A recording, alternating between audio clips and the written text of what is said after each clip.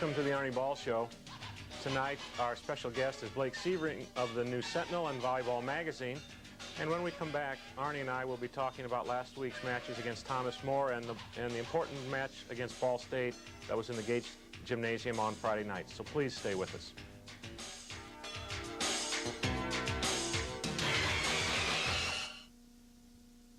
Intimidate, dominate, terminate. The IPFW Mastodons are back, and they're bringing a few big guns to the party this year, including the most sought-after super recruit in the country, Hector Sky Soto, and Minnesota Triple Towers, Gislin, Cummings, and McHugh, plus returning seniors Brad Verditis and Mike the Noodle Termolen. 9 Mastodons over 6'5". Let's get vertical.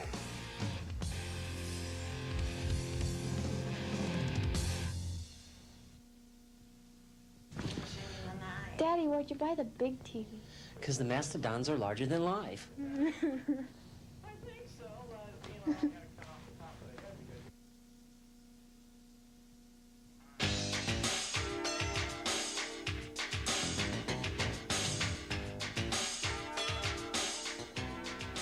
good. Welcome back to the Arnie Ball Show. I'm your host, Mark Franke. Arnie, I guess we have some good news to report from our trip to Thomas More this last weekend. Not only did Justin Luna set the school record for most service aces in a match, but you broke your losing string on breaking vans when you take them. We actually made a road trip and brought both vans back in one piece. That's not true. Oh, the windows. You That's broke the power windows. Ron That's right. Pickanu screwed up again. He sent us with a defective van. That's right. There were no windows. We got in the red van, the windows wouldn't come down. If we'd had an accident or something, we'd all died in that van because we couldn't have got out because the windows wouldn't come down. Ron Pickanu. Ron Pickanu?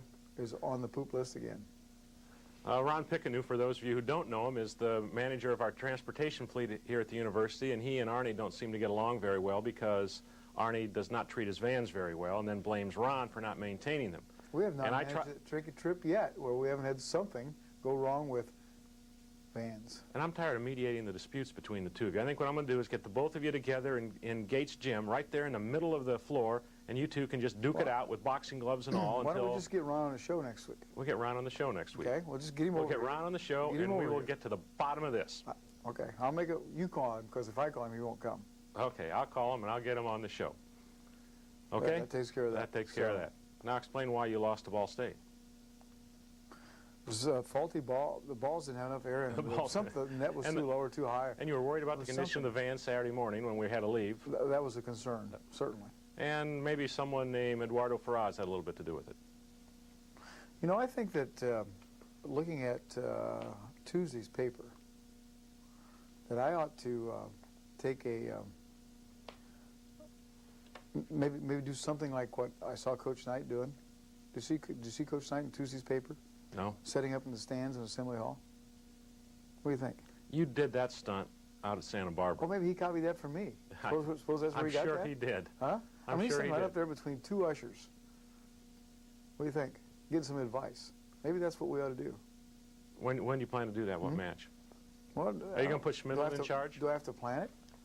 Can it just happen simultaneously? Are you going to put Schmidlin in charge when you leave? Well, no, you can be in charge. No, I'm not going to be in charge. Well, somebody has to be in charge. I'll be babysitting all the players sitting on the bench that you've benched for our Calgary match. I mean, our Winnipeg match. Well, you know, you have to have some company somehow. You get kind of bored every once in a while. When I get up and wander around, you want somebody there. So I gave you some players in the Winnipeg match. Back to Eduardo Ferraz. Before going on the air tonight, you and Blake were discussing whether or not he was the best player in the country. Blake? I'm going to ask... I don't think Blake's the best player in the country at all. I'm not even sure he's the best sports writer in the country. I'm going to ask Blake that, and he gets to rebut whatever you say now. So here's your chance. You get 30 seconds. Is Eduardo Ferraz the best player in the country? He's pretty good. How's that? You don't like that answer? You want to more? Oh, no. Well, yeah, he's definitely good, and I'll explain why. Well, I suppose the debate will be whether Mike Lambert and Eddie Ferraz will be the players of the year, and I suppose you could put some credence in Ivan Contreras from Penn State. Obviously, he's really a great player, the young man from Mexico. We've talked about the kid from USC, Eric Seifert, who I think is the best offensive middle in the country. And, of course, then you got Jason Ring from Hawaii that's setting all kinds of records over there offensively. But Eddie, when Ball State needs to have something happen, Eddie can make it happen. whether it's digging a ball, whether it's being offensive-minded. You know, he had 22 swings against us on Friday night. That's more than I think only two of our players had more swings than that, and he's the setter. Eddie's got a great serve. He's got a great work ethic, but maybe more than anything, he's a cool Luke. He's really cool under pressure. He makes great decisions, and he can just handle himself well in those kind of situations. And I think he's technically he's very, very good as a setter. He puts the ball in places where setters can be very effective, depending on who's blocking where, and he understands what the other team's defenses are doing. And I believe the setter position is the most valuable, the most important position on a volleyball team, and I just think Eddie's the best. Let's go to some highlights from the Friday night match with Ball State, and as we look at those, we might see a few things Eddie can do. Well, I would hope so, but I hope it's maybe more of what we can do. You see us run the ball to the outside, hitting the ball down the line. This is us on the other side. That's Hector going over the top. You know, I talked to Shondell afterwards, and he said, you know, we knew Hector was going, didn't make any difference. He just kept going over the top of us. I like that idea. There's an X2 to Hector also. We didn't do a lot of that, did we? Not too much. But see, we only really can do it in that one rotation because the other one has Justin or... We just did it again. That was actually, out of the back row. That was out of the back row, coming down up the slot there. High ball left side. Ball State plays really good defense, even though they didn't get that ball. They're really disciplined on defense, and I thought Eddie's play and their defense is the difference in the match. The transition play by us, the high left side, another great hard left angle shot. This is Hector serving, and when he serves on, we do really well. That's Jason Fair, the left-handed kid, and Ryan dropping inside with his left hand and blocking the ball. You know, looking at this highlight, we should have won. I think we have the advantage of showing only what we want to show when we do the highlights. Well, there's some great footage, and I talked to Bernie Lohmiller, who helped me shoot this tape, or they shot the tape, but I told him, take it from the end where you can really see, because you can see the movement patterns of the players, like there, where we hold the middle and Brad hits the ball down the line. You can see them dig the ball, and then a free ball transition play to us, and there comes Hector up the slot again. That's one of Chris's favorite plays, is set Hector in what we call the pipe set right there, where he can drive the ball between the outside blockers and middle blockers. And there's our young man that we just talked about, Justin Luna, who set a school record last weekend against Thomas More, and that was his service ace against Ball State. And here he is playing on the backside. Justin came in and did a really good job substituting for Wayne Williams, playing at the opposite spot. Wayne struggled a little bit, so we were able to get Justin in there, and he came in and did a really good job. I'm really pleased for Justin and his contribution, not only against Ball State, but this weekend. Quick set to Mike the Noodle Termolin. Another jump serve by Jay. And we block the ball as they try and cut a ball real hard inside on the angle. Okay. And Chris Gislin accidentally getting a block. Probably if we look back at the difference in the match with Ball State, we've talked about Eduardo Ferraz. But the other difference is they do play much better defense than we do. Well, not only do they play better defense than us, but they turn the ball, and by that we mean somebody steps in, or Eddie, because Eddie's such a quality setter, can get to the ball, make a quality set where they can swing at it. And that's real critical when you play defense. You know, the easiest way to score in volleyball is to serve an ace. Second easiest way is to block, which you've seen a number of here as we watch the play. But the third way is to turn balls on transition, and certainly Ball State does really a good job playing defense, and then either Eddie or someone else is able to set the ball where they can swing at it. Okay.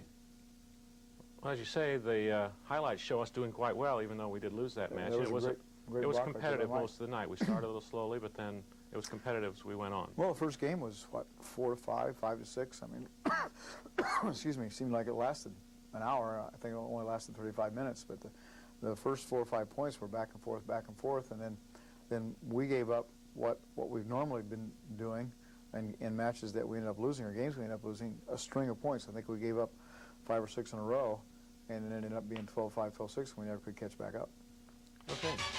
When we come back, Blake Sebring will join us, and we'll talk a little bit about the national volleyball scene, since Blake is a contributing editor to Volleyball Magazine, and maybe highlight a little bit coming up in the next week or so with the Mastodons. So please stay with us.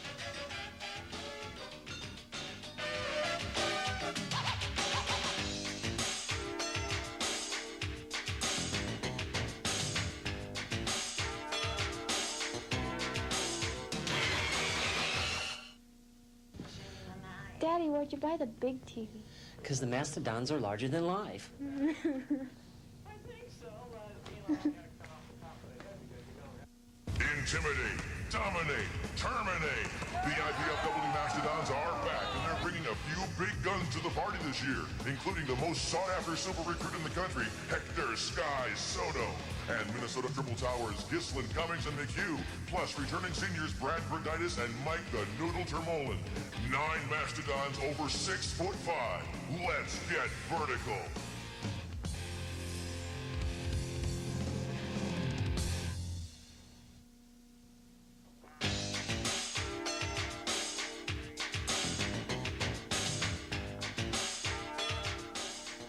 Welcome back to the Arnie Ball Show. Tonight our guest is Blake Sebring. Blake is, probably most of you know, writes sports for the Fort Wayne News Sentinel, but he's also contributing editor for Volleyball Magazine, the premier magazine covering volleyball nationwide, both professional, beach, amateur, and collegiate. Do you ever notice how whenever you guys have a tough loss, that's when I get stuck coming on? That's because Arnie doesn't want to talk about it. Of course, the last 2 years you've been on about every week. This year we're trying to fit you in now because we plan to win the rest of the season. Arnie's already promised that. Did he say that on his first segment I of the heard show? it. I don't know if you did, That's but I right. did. They probably will edit it out of the tape before this goes on the air. Blake, tell us a little bit about Volleyball Magazine, what you're doing there, and their outlook on the NCAA volleyball this season. Well, men's volleyball comes at a really good time for the magazine because the beach hasn't started up yet. The women's season, which is extremely popular, is done. It's kind of a dead time of the year, so then they need something to cover, so they cover the men's. And the men's isn't quite as, it's not nearly as popular as the beach or the women's, but it's a nice little niche that the men's volleyball has that they can do some things with. What do you write on for them? Obviously you have connection to Midwest volleyball, but you also, do you write, for instance, about Penn State or some of the East Coast? Oh, I write about everybody. If there's a kid at UCLA who's done really well, I've done some features on Jeff Nygaard and Steinmetzger, and basically my beat is the men's college scene, and I pretty much do everything that needs done in that. I've been to 5 Final Fours now, and I've gone to the Olympic Festival a couple times and gotten to do some things with that. And it's just basically whatever I can come up with, pretty much. Do you do most of your... Someone just rang a bell here in the studio. I think it's Arnie. Somebody tie Arnie's hands or something. We're trying to do an important discussion here, Arnie. It's time for him to go sit in the stands like That's Coach right. Knight. Now we know why we've been debating that one. When you do these interviews, for instance, on a Steinmetzger or someone on the West Coast, you obviously have to do most of that by phone, don't you? Well, actually, Stein, when they came in here to play for the tournament that year, it was '94. They came in for the Final Four. And actually, they came in for the January tournament, and I did some things with him then, and followed him for a couple weeks, and just did some things that way off the phone later, and watched him play there. And I watch a lot of tape. I get a lot of tapes from teams if I'm going to do something on somebody. And So try to do it that way. the coaches send you the tape so you can... Well, the SID department pretty SID. much does that. Yeah. One of the things we were talking about in the last segment is the Eddie Faraz versus Mike Lambert versus whoever debate as to who the best player in the country is, and you heard Arnie's opinion that Eddie is. What do you think? I agree. I think Eddie's I think Mike Lambert might be the best player, but Eddie's the most valuable possibly. And that, what I mean is, Mike Lambert is an Olympian. He's going to get Player of the Year because he's an Olympian. He's from the West Coast. He plays for the #1 ranked team. But I think Eddie means the most to his team. And Eddie is an exceptional player. You take Mike Lambert and put him on Ball State, and take Eddie and put him on Stanford. Stanford's still #1. Ball State's nowhere near with Mike Lambert. I mean, because they don't have anybody that runs the team or sets. And Eddie's just an exceptionally smart player. I just enjoy watching him set a match because that's how you're supposed to play. And he's fun to watch that way. Well, I'd like to agree with you that I enjoy watching him set a match, but I'm getting tired of it, quite frankly. He's the one guy who can confound the whiz. Is that what you're saying? He can confound the whiz. I tell you, Friday night, every time he started going into tendencies and we thought maybe we might be able to do something about it, as soon as we adjusted, he noticed it immediately. Which is really interesting because Ball State's offense is so predictable. I mean, I've sat in the stands at the Final Four in '91. I called Ball State's first 14 plays against USC. I mean, if I can do it, I know that you guys can do it on the bench. But, I mean, for Eddie to be able to beat that trend is pretty interesting. Yeah, and I think he's grown as a setter that way. He used to go to what was predictable. He played the Ball State system. As you say, Don Shondell teaches a system, and you know what's going to happen. And the players are interchangeable. He can put players in, take them out, and it doesn't matter. The same system applies. Which is why it got, at times, as I'm sure for fans, to be so frustrating to watch, because everybody knows what's coming, they still can't stop it. And I imagine it got real frustrating for you guys on the bench. That's right. And then, as you say, Friday night he adjusted, and he certainly, I think, probably as a senior now and as the team captain and as the definite team leader, he feels like he has a lot more latitude to run the offense the way he thinks it ought to be run. Either that or he's just not listening to what's being said from the bench. Well, that's something that never happens at IPFW. He's like, I'm Brazilian, coach. I can't understand English, you know. I mean, and runs what he wants to. That's happened before here. Yeah, and it wasn't with our Puerto Rican players either. One of the things probably that will go against Eddie in terms of voting for the Player of the Year is obviously he's not on the West Coast. Right. And to really get the attention of the people on the West Coast, they're going to have to go to the Final Four and make a good showing. Of course, we intend to prevent that if we can. I don't think Ball State makes a West Coast trip this year either. Or if they do, I don't remember seeing very many matches against the big teams. They're bringing a couple of teams in, but that's going to be a definite detriment to him. What do you think in terms of Ball State's outlook for the MIVA? Do you think they're the best team from what you've seen? Well, there's one thing. I was thinking about this last night. There's a trend in the MIVA that the home team never, ever wins the tournament. And that goes back to the late 80s. And that's a definite advantage for Ball State because they play so well in Fort Wayne. They've won, 7 in a row now in Fort Wayne against IPFW. And I think if it continues like this, they're going to have the #1 seed.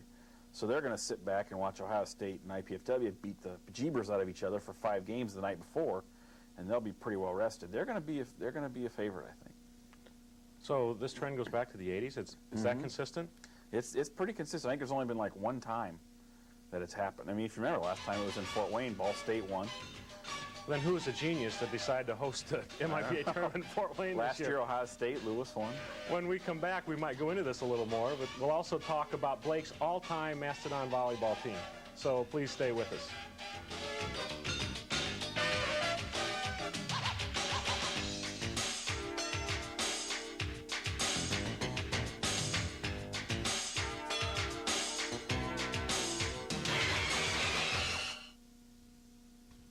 Intimidate, dominate, terminate. The IPFW Mastodons are back, and they're bringing a few big guns to the party this year, including the most sought-after super recruit in the country, Hector Sky Soto, and Minnesota Triple Towers, Gislin, Cummings, and McHugh, plus returning seniors Brad Verditis and Mike the Noodle Termolen.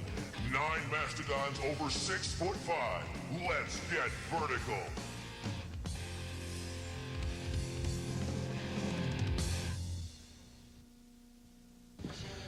Daddy, where'd you buy the big TV? Because the Mastodons are larger than life. I think so, but, I gotta cut off the top of the head because you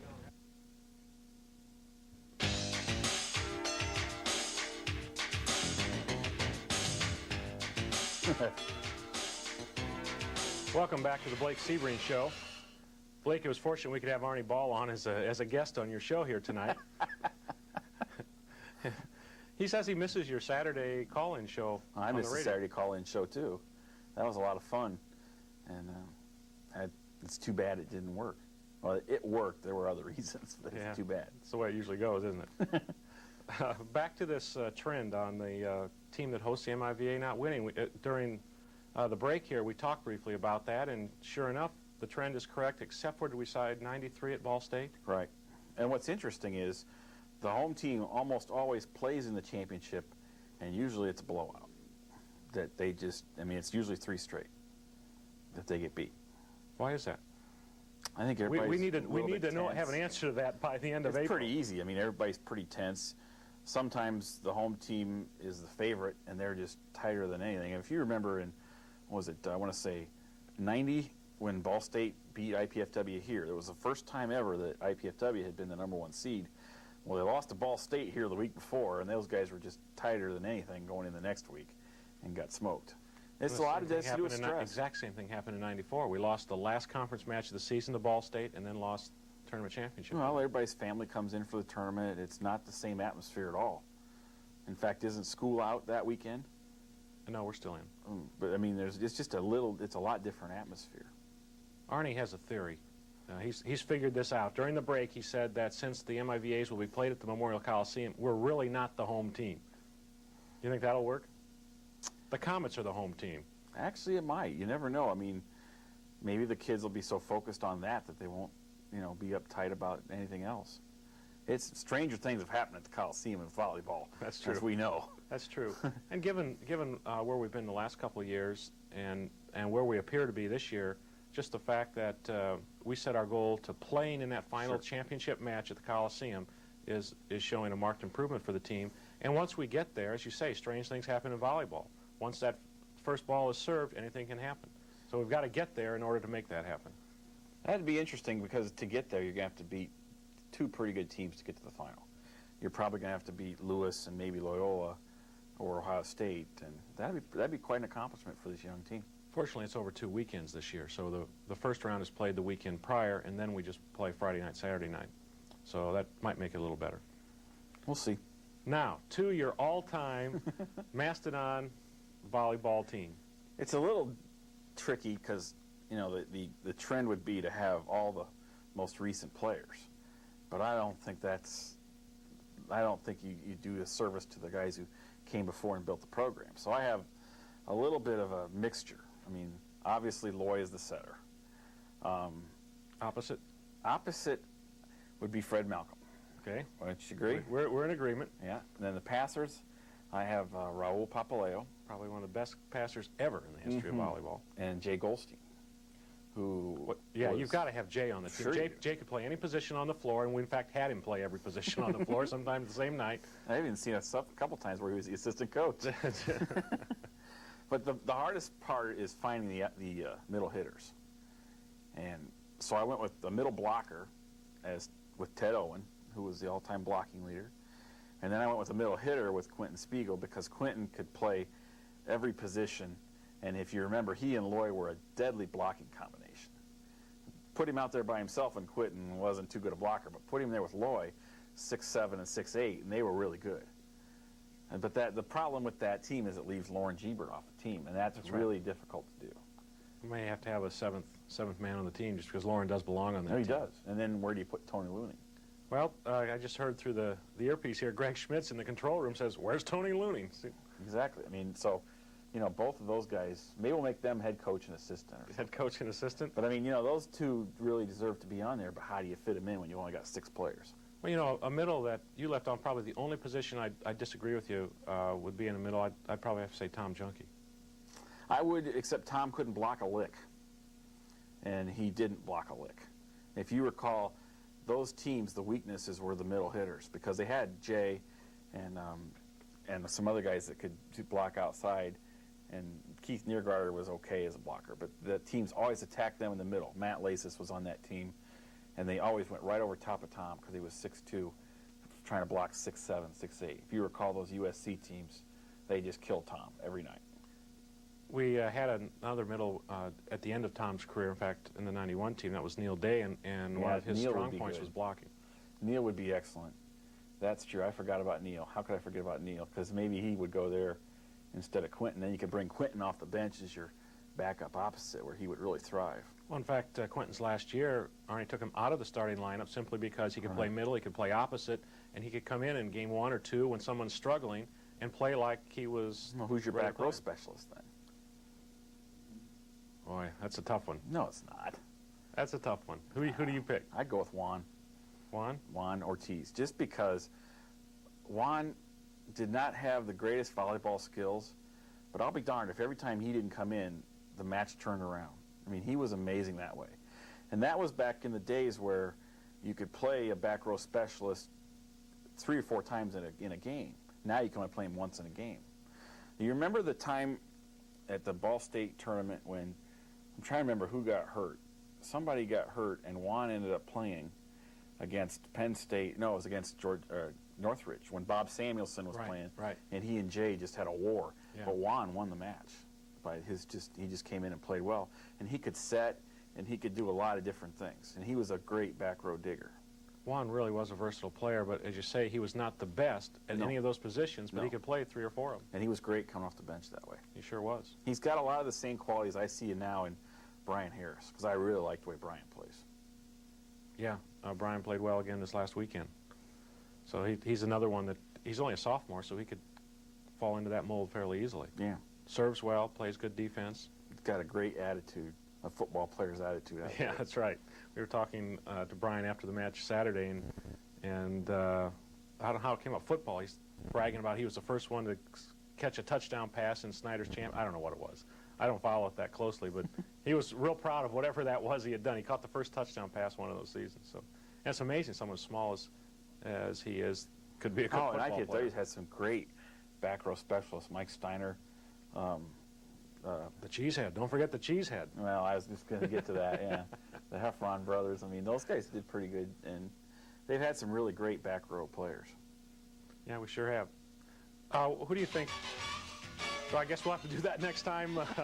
Next time you're on, Blake. Next time there's a loss, right? Next time there's a loss, you come on. We'll talk about who you think the All-Americans this year are.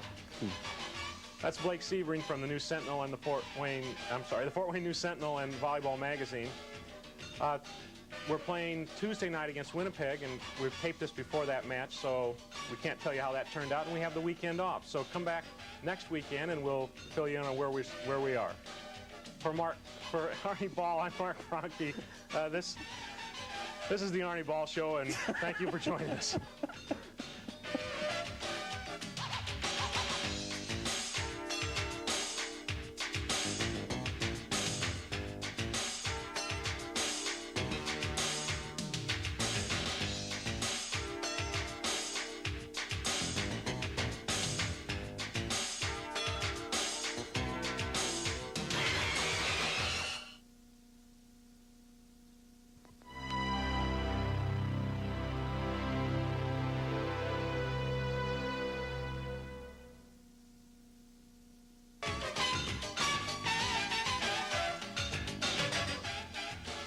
Welcome to the Arnie Ball Show. Tonight we have 2 home conference matches to preview. Our guest is freshman setter Chris Gislin. And when we come back, Arnie and I will be talking about last week's match against Winnipeg and also how things are going in the MIVA conference and in the NCAA overall. So please stay with us.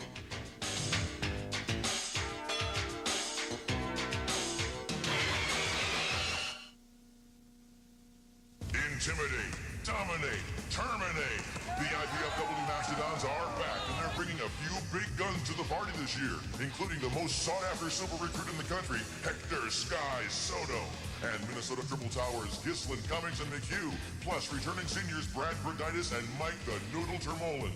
9 Mastodons over 6'5". Let's get vertical.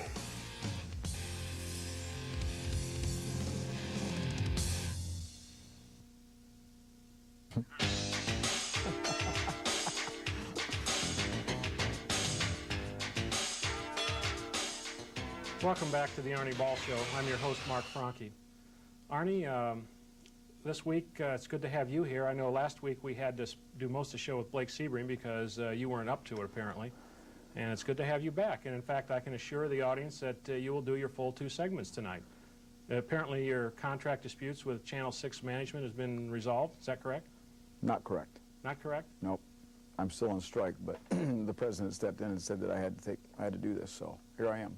Greg Schmitz, our director tonight, said Channel 6 was offering to buy you a one-way ticket on America Airlines. Anywhere in the world? Anywhere in the world, because they're sure you're going to be left there wherever you end up. I'll go. There are some places that you can buy tickets to that you don't want to go to. What were we talking about? I don't even remember. I don't either. We were going to talk about Winnipeg. We are played we? Winnipeg a week ago and did not play them particularly well because we came up as a loser. Did I understand you won some money in the lottery? Is that what you were saying I earlier? did not win any money in any lottery. I've never bought a lottery ticket in my life. Is that so? Your wife won some money in the lottery? No, she has never bought a lottery ticket. Maybe I won some money for you and your wife. A lottery is nothing more than a state tax on people with poor math skills. Well, That's you. Oh, you've sunk some money. I'm one of those people. Huh? Hey, I got some news for you. Oh, yeah? I want you to know that I did my very, very best to get you a special guest on the show today. Chris Giesland was number 2, not number 1. Chris Giesland is only number 2? He was number 2, not number 1. And I spent all of 5 or 10 minutes on the telephone begging, and I mean begging, Ron Pickenu to come on the show. Well, I also talked to Ron Pickenu. And Ron Pickenu said he was all ready to do it until you talked to him and scared him off. I begged. I told him that I'd only let you talk to him, that I wouldn't have anything to do with it. Did we mention no. last week that you broke another one of his vans? You broke the power windows? I talked to him about that, and he said I broke it, so I take full blame. That's right. And I told him that I would pay for the fuse that you blew out. That I blew out. I can you were imagine driving, that, right? That Ron, I wasn't driving. You were driving. You had picked up the van. It was dead when we got it. No, but you were behind the wheel when we finally didn't when it work. went down. Yeah, that's right. I got caught with a smoking gun, So didn't I? I tried to get Ron on, and I think if we really goad him enough or work with him enough, that he'll come on. You think he would? Actually, what we ought to do is take the show to remote. On the road? Yeah, let's take it over to the lunch hour over there at the physical plant, Greg, and we'll just put him right on. Can we do that, Greg? Greg says we can do it. So, Good. Ron, here we come. Worry. Actually, Ron loves it when we play at home because that way we can't break any of his precious equipment. Yeah, we've been pretty good so far, the last 2 weeks? Yeah, that's right. And last weekend we had off, of course, which is good scheduling on your part. I appreciated that. The old man here got a weekend at home and got to do my taxes. Once in a while? Oh, no, you don't play the lottery. I keep forgetting. I do my taxes. Yeah. I owe $1,500. I immediately filed a new W-4 form with the personnel department on Monday. Well, at least you got yours. Took me forever to get mine. That's another story. Back to Winnipeg. Yeah. You've avoided that long enough. Yes, I have. What was the problem? We lost. I know. They were better than us. Well, that night they certainly were, but it's not like we weren't good enough to beat them if we'd played better. What do you think? Why did we lose? Well, you keep track. I mean, you watch what they're doing on all the time with that big board you got out there. Why did we lose? We got hurt on the right side again. That's becoming kind of traditional, huh? That's becoming traditional. Why do you think that is? Brad and Hector are blocking out there. Is that the reason why? I don't know. I mean, those are the two guys that are blocking out there. I don't know why we have trouble with that. On the right side. When the other team is from the right side behind the setter. Normally, that's not the strongest part of the net. It's normally on the left side, but we do much better against the left than we do against the right. Maybe that's because Chris is blocking over on the right. Well, and we will ask Chris about that when he comes on the next segment. I kind of doubt that, but it's a possibility. That is a possibility. So it's either right Chris side, or Wayne. So we got beat on the, well, one or two. Eeny, meeny, miny, mo. Nah, neither one. Anyhow, we got beat on the right side again.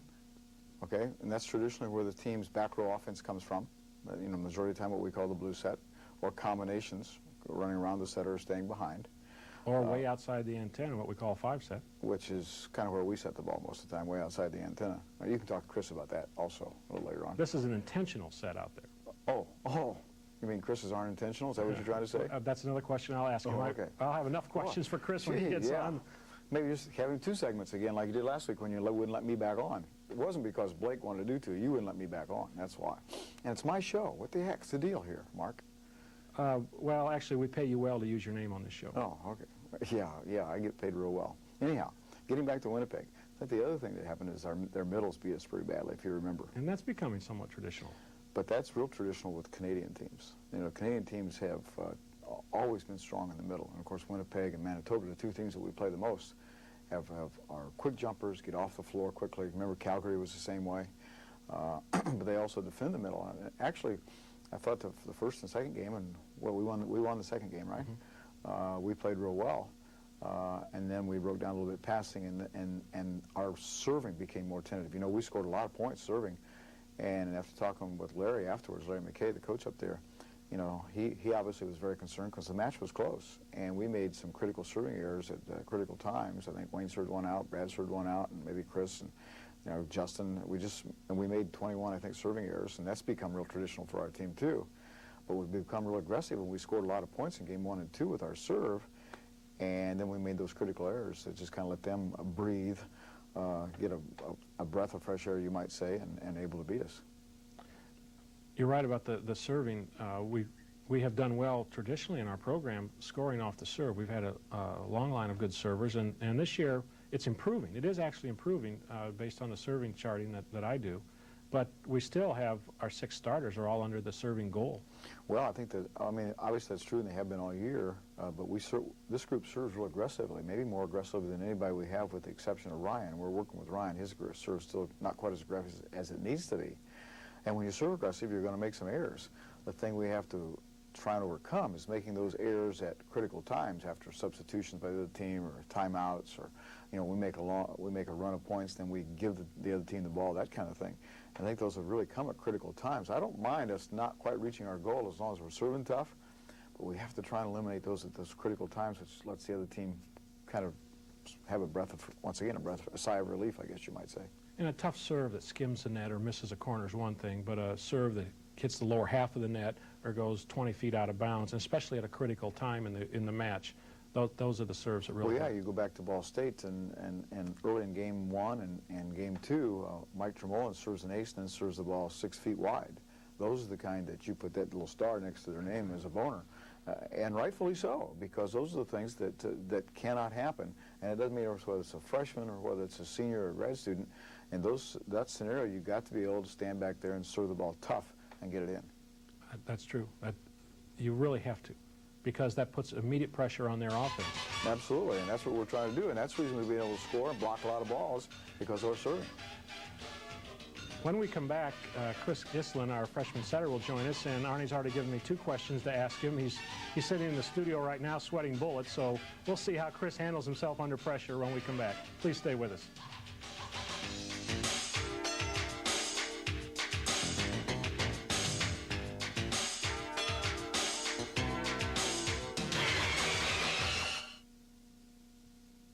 Intimidate, dominate, terminate. The IPFW Mastodons are back, and they're bringing a few big guns to the party this year, including the most sought-after super recruit in the country, Hector Sky Soto, and Minnesota Triple Towers, Gislin, Cummings, and McHugh, plus returning seniors Brad Bergitis and Mike the Noodle Termolin. 9 Mastodons over 6'5". Let's get vertical.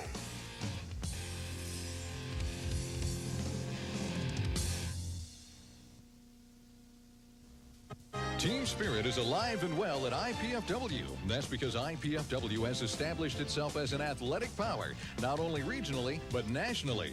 With 11 major sports, IPFW offers talented student athletes great opportunities. Success and support of IPFW athletics comes solely from the fans, students, faculty, alumni, and the prestigious Royal Dons Club. The Royal Dons Athletic Club has over 500 members who financially support IPFW athletics, enabling the university to provide scholarships to deserving athletes. Members will receive one or all of the following: season passes to all sporting events, special seating, hospitality room, plus Royal Dons apparel and gifts. Be a part of the winning tradition. Join the Royal Dons Club. We need your support. Call IPFW Athletics. Get into the team spirit.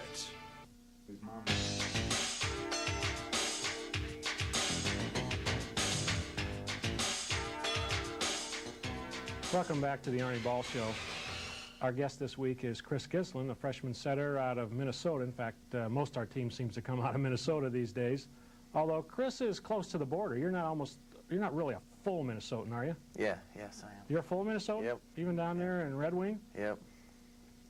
Or is it Redneck? Just Red Wing. Red Wing. Yep. Yes, okay.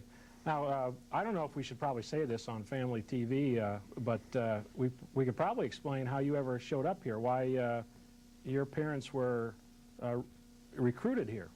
Yeah, actually, Coach Ball took them out and showed them the Red Wing shoe store, which is my hometown, and I think they pretty much got hooked on that. So. Well, Coach Ball did take them out, and he took them to an establishment across State Street from the Red Wing shoe store, and they just happened to see it. And I, of course, cautioned him against doing that, but he went ahead and did it anyways, and probably violated some recruiting regulation the NCAA has, but it sold your mother.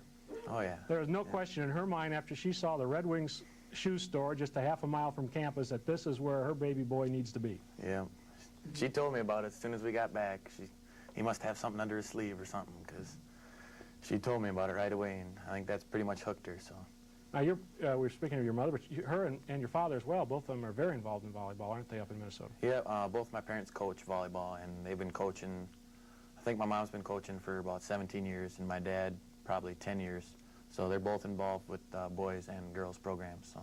And Mom still plays? Yep, she's playing on a Masters team. I think just barely old enough to play on the Masters team, but she's doing really well. What's it like growing up with two coaches in the family? It's tough, especially with my mom, because she was always hassling me about doing this and doing that. And my dad really never got involved with my playing. He just was the dad up in the stands, but my mom she was really into it. So. Did she coach you in juniors? Yeah, she coached me when I was in 16 and unders, and that was pretty much a state of rebellion time for me, so it didn't really go very well. Have you gotten out of that state of rebellion time? We need to know. I like to think that I have, but every once in a while. We would like to think that you have. Yeah, so I'm getting conformed pretty quick down here. So That's good. Tell us what you're majoring in, Chris. Communications. Communications, yeah. With any particular career goal or specialization in that you're thinking of? Not right now. Maybe mass communications and broadcasting, but I don't know yet. So perhaps someday you could be a volunteer here for Channel 6 and you can be behind the camera. Yeah, that'd be nice. I'd be interested in that. So. There we go. We've got a volunteer. If nothing else comes out of this show, we have more volunteer help for good old Channel 6. Yeah. What's it like coming to a program like IPFW, which has a good tradition, but, you know, as you were recruited in, you saw obviously we were a young team rebuilding. In fact, we had no seniors on the team last year, and you immediately have to go on the floor and be in a leadership position as setter. Oh, I liked it a lot. When I came down, I saw that it was a really young team, and I was told about the recruiting class that we had, and it was really interesting to be part of a rebuilding year, and just to see that we'll start maybe not as well as we can play, but then seeing later on what we've started as and what we become. So it's going to be exciting. What's different about setting for this team at this level than, say, a junior team playing in Minnesota across the Midwest? The ball has to be a lot higher. We got Hector jumping out of the gym, and everybody out there is jumping. They're touching over 11 feet, and like I say, we got about 8 guys over 6'5", so everybody gets up there a lot higher, and it's the same with blocking as well. So you have to get the ball up in the air as compared to juniors where average player is 6 feet tall. So. Is that the kind of thing you have to keep reminding yourself of during a match? Yeah, yeah. Or the hitters help you with that, don't they? Hitters, coaches, fans, parents. My mom was yelling at me. So. Yeah. In terms of, we talked about blocking earlier. We talked when Arnie was on. We talked about how we seem to be more successful stopping left side attacks from the other team, and that's where you block on our right side of the net, the strong side as we call it, against their left side attackers. Yeah. You want to take the credit for that? I would like to, but I don't think I deserve the credit that we get. I think it's we're successful because it's a lot of repetition out there, and we get a lot of digs up from over there, as far as I know, and we get a couple blocks every once in a while, but it's we do a lot of that in practice, so that helps a lot too. So I think that's what the major part is. How has the travel been for you? You're, of course, away from home, and we've traveled a lot early in the season. What did that do in terms of not only your classwork, but also just getting into a normal routine of life while the season's going on? It was tough to get into the routine right away because we went out to California before school started, and I got back and I needed to get books like the morning before my classes. So that was difficult, but it hasn't affected schoolwork that much because I can always do homework on the bus rides or like write journals in the van. Otherwise, transition has been fine. I like the late practices because we practice at night, and I like that a lot because that's when we're awake and everybody seems to be mentally ready to play sometimes. So one of the theories for practicing late at night, obviously there's gym scheduling, all that involved, but one of the theories is if you practice when you play, it helps prepare you for match time, right? Yeah, I think that is a big part of it.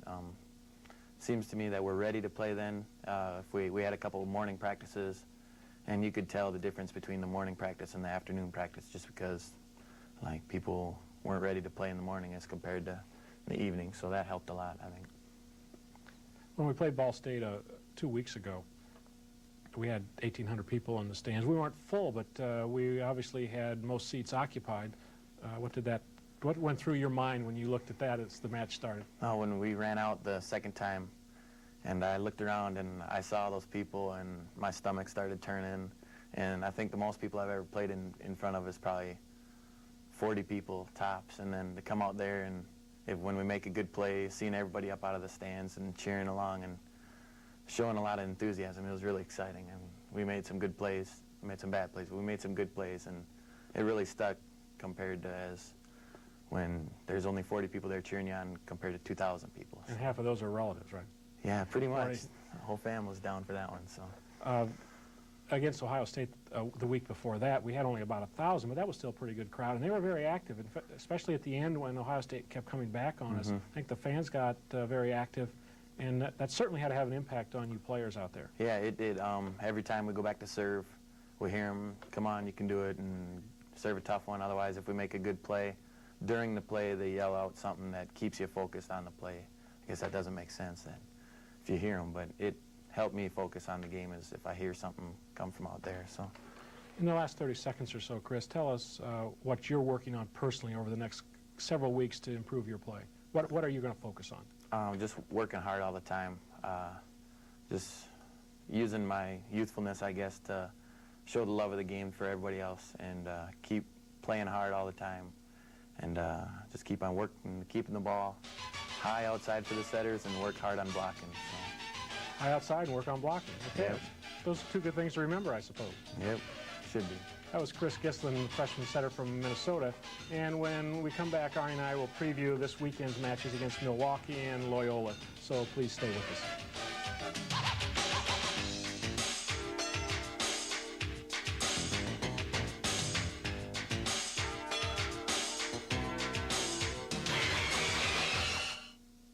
Intimidate, dominate, terminate.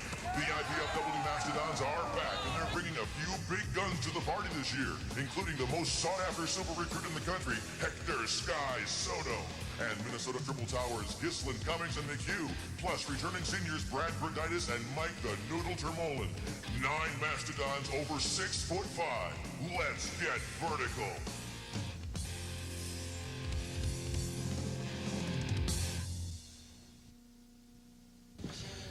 Daddy, where'd you buy the big TV? Because the Mastodons are larger than life. I think so, but I gotta cut off the top of it. That'd be good to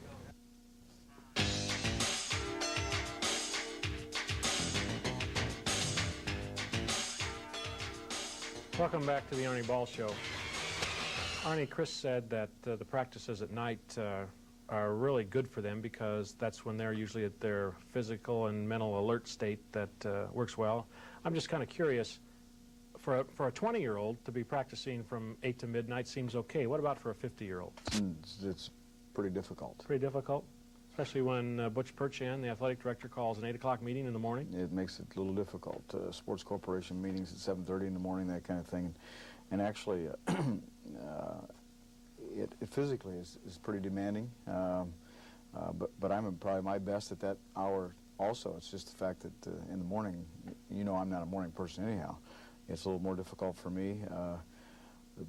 But probably the most difficult part has been I don't get to see my wife or my daughter because they're usually in bed by the time I get home. It's usually 1 o'clock time I get home. And that's been the most demanding part is on them. But they've been very understanding, and the kids have done a good job adjusting to it, so we'll make it work. This weekend, we're going to play at your normal time. We're going to play at 7:30, which when you're normally getting ready for practice, so you ought to be mentally alert then. And Well, we're playing 2 conference teams that we've had some trouble with in the past, although we beat both of them fairly handily earlier in the season when we were on the road. No promises about being mentally alert. That's Nope. what you and Dave are there for, you know. Dave and I are there for I that. just get to sit back and relax. Until you decide to launch a ball into the Until I crowd. launch a ball, yeah. Actually, the 2 matches this weekend, tonight and tomorrow night, are really important. And hopefully we've prepared well enough to defeat both these teams. You know, we're always concerned about that Saturday night one because Saturday night's still the night that we don't necessarily play real well. But we certainly don't want to lose an advantage we have right now in the conference, having beaten both Milwaukee and Loyola at their place, and then getting a chance to play them again at home.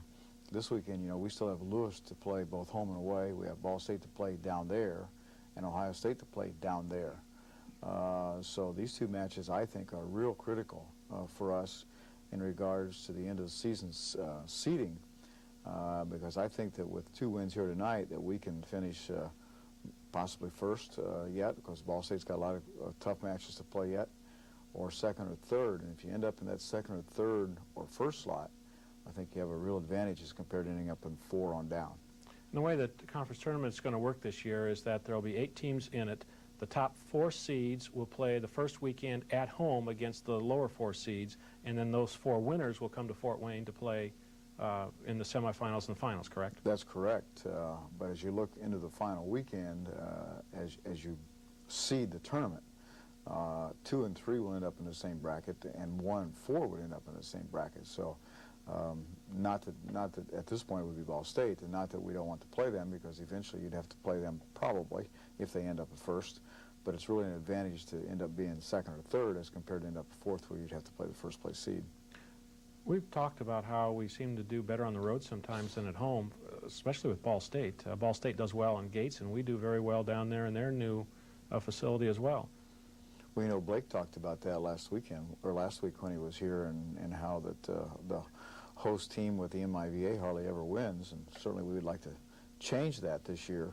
But we have played better on the road, and we speculate for a lot of reasons as to why that happens, but I just think we're able to focus a lot more on the road. You know, you're riding to the destination, and you're able to relax a little bit. You're not worrying about some project you have done, or your girlfriends come in, or mom and dad have come in. You know, Chris talked about his parents and his mom being a coach and coming in. And by the way, I think she plays in the Golden Masters, not the Masters. I'm not sure about that, but I think it's the Golden Masters. The Golden Masters. So hopefully she'll get a chance to see this show, and she can confirm that a little bit later. We'll just leave it at that. But we're obviously real happy that Chris has got here, so I hope I don't offend her too badly and she doesn't jerk Chris out of our program. But these 2 matches are real important to us, and we've had the all last week. You know, we played Winnipeg on Tuesday and didn't play last weekend, as you talked about. Give the kids some time off, and then we've had great practices this week, and hopefully that will turn into 2 wins. Loyola is an interesting program. Last year we went up there and got beat in Chicago, but then we beat them when they came to Fort Wayne, and they basically have that whole team back from last year, although they have a new setter who's a little better than the one they had last year. They lost 1 player is all. Well, they lost a big middle, and I think that's hurt them a little bit. And of course, they do have a new setter, and he's pretty good, but he's not very big, and I think that's a real liability. And we've moved our lineup around a little bit. Javier is still unable to play tonight, but he'll be able to play on Saturday night for some of the things that happened last week. But everybody else is back. And we're going to leave Hector where he's at, but we're going to move Brad Preditis to the opposite where Wayne Williams has been playing, and let Justin Luna start in the other outside spot. Justin's been playing really well. As you know, he set the school record last weekend or 2 weekends ago down at Thomas More with serving aces, I think was 7. I believe that's correct. 6 in 1 match, 8 over the 2 matches. And we think that gives us a little better defense. You know, the other thing that we've been lacking is our ability to turn balls. So I think that'll make us better defensively. Brad is real comfortable with the opposite now. That means we can bring Wayne in if we need to for blocking or for offensive kinds of things. But certainly Brad is a much better defensive player. So we're going to work with that lineup. I've been working with it all week, and I'm real happy with it. So hopefully that change will happen. And what we'll try and do is take Justin and match him up against the small setter from Loyola. And Milwaukee has a small setter also, so we'll do the same thing. One player that seems to be coming along very well is Mike Cummings, who's another freshman out of Minnesota. And you've been using him as much as you can in the middle. He's been playing pretty well, hasn't he? Well, Mike has played real well, and George came in, if you'll remember, in the Ball State match and played real well. So I'm real pleased with that. And Dan McHugh, who came down with us, we've got on a special aerobics program right now because he still just hasn't physically gotten himself into shape, and he's been getting better in practice. So I think our depth is going to begin to pay off. And then when Javier's back, you have the additional depth in the swing and the passing position. Absolutely. As well. So this weekend, important matches. Tonight, it's against Milwaukee at Gates at 7:30. And then tomorrow night at 7:30 again in Gates, it's Loyola Chicago, right? And they'll both be really good matches. Milwaukee struggled a little bit. But certainly would look to come down here and seek some revenge, and you know Gordon's team will come down here to play well. So we need to play well early. Well, it will make us 8-1 in a conference, and that would be really good for us. Sure will. For Arnie Ball, this is Mark Franke saying goodbye, and thank you for joining us. Be with us again next weekend at the same time, and if you can get out to Gates this weekend, please do. Both nights at 7:30. So long for now.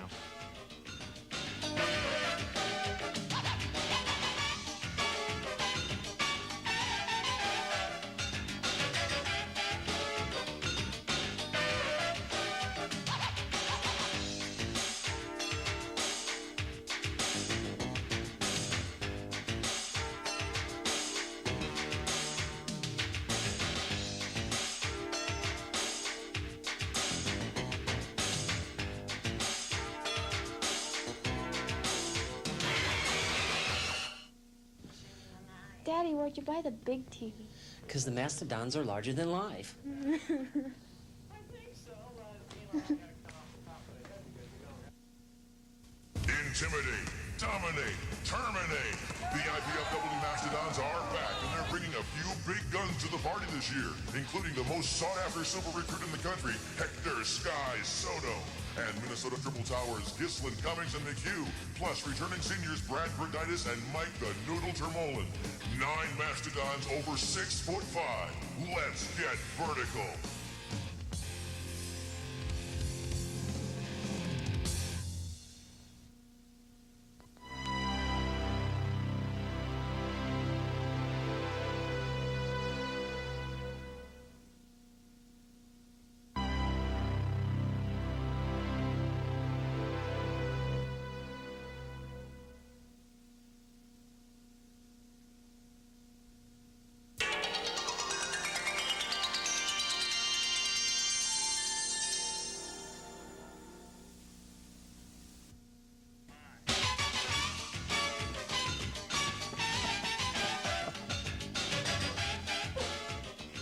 Welcome to the Arnie Ball Show. Tonight we're going to preview an important conference match that we're playing this evening up at Lewis University. Our guest is senior statesman of the IPFW volleyball program, Coach Dennis Johnson. And when we get back, Arnie and I will talk about that exciting win last Saturday night from behind over Loyola. So please stay with us.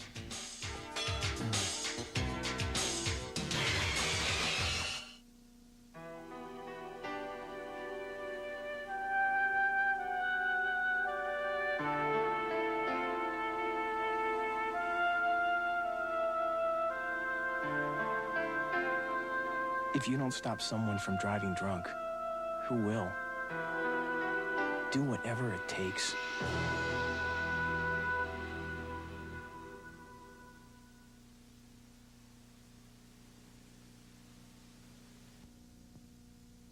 Intimidate, dominate, terminate. The IPFW Mastodons are back, and they're bringing a few big guns to the party this year, including the most sought-after super recruit in the country, Hector Sky Soto, and Minnesota Triple Towers, Gislin, Cummings, and McHugh, plus returning seniors Brad Berditis and Mike the Noodle Termolen. 9 Mastodons over 6'5". Let's get vertical.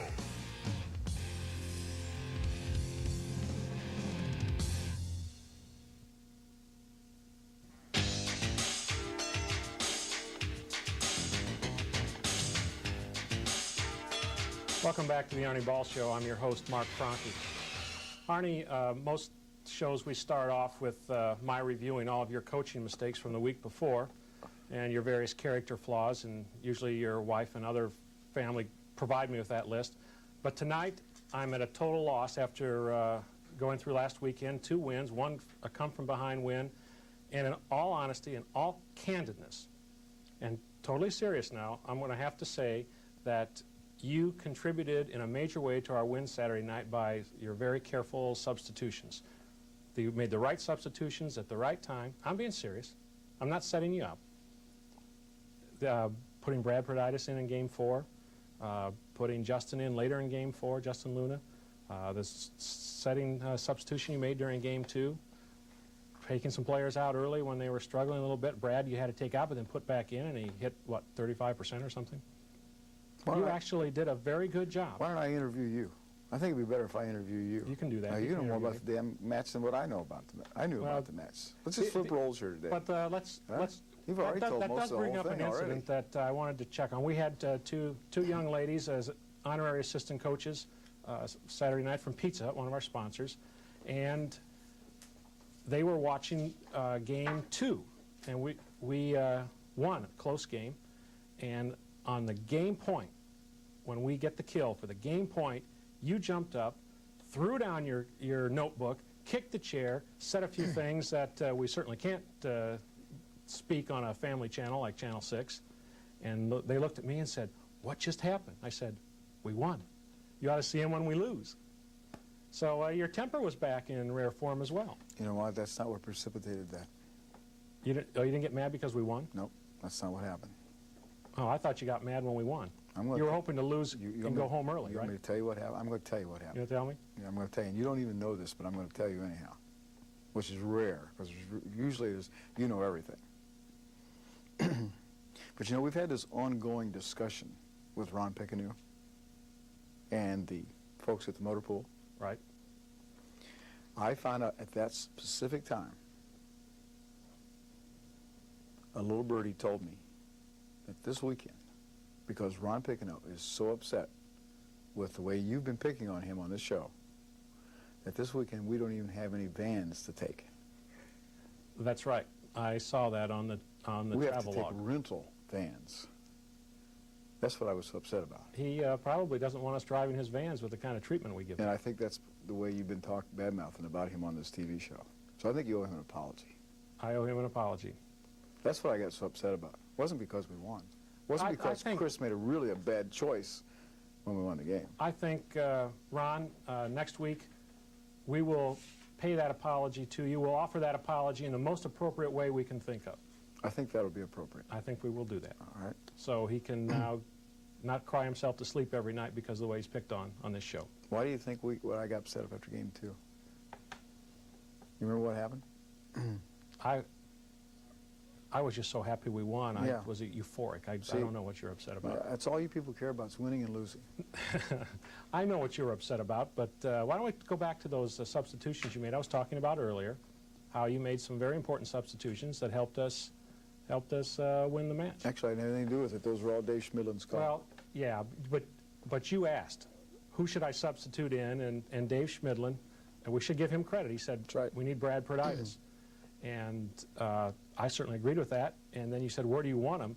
That's what surprised me, because Javier Escobar, who you put him in for, was doing a good job at that time, I thought. Javier came in and juiced us up a little bit.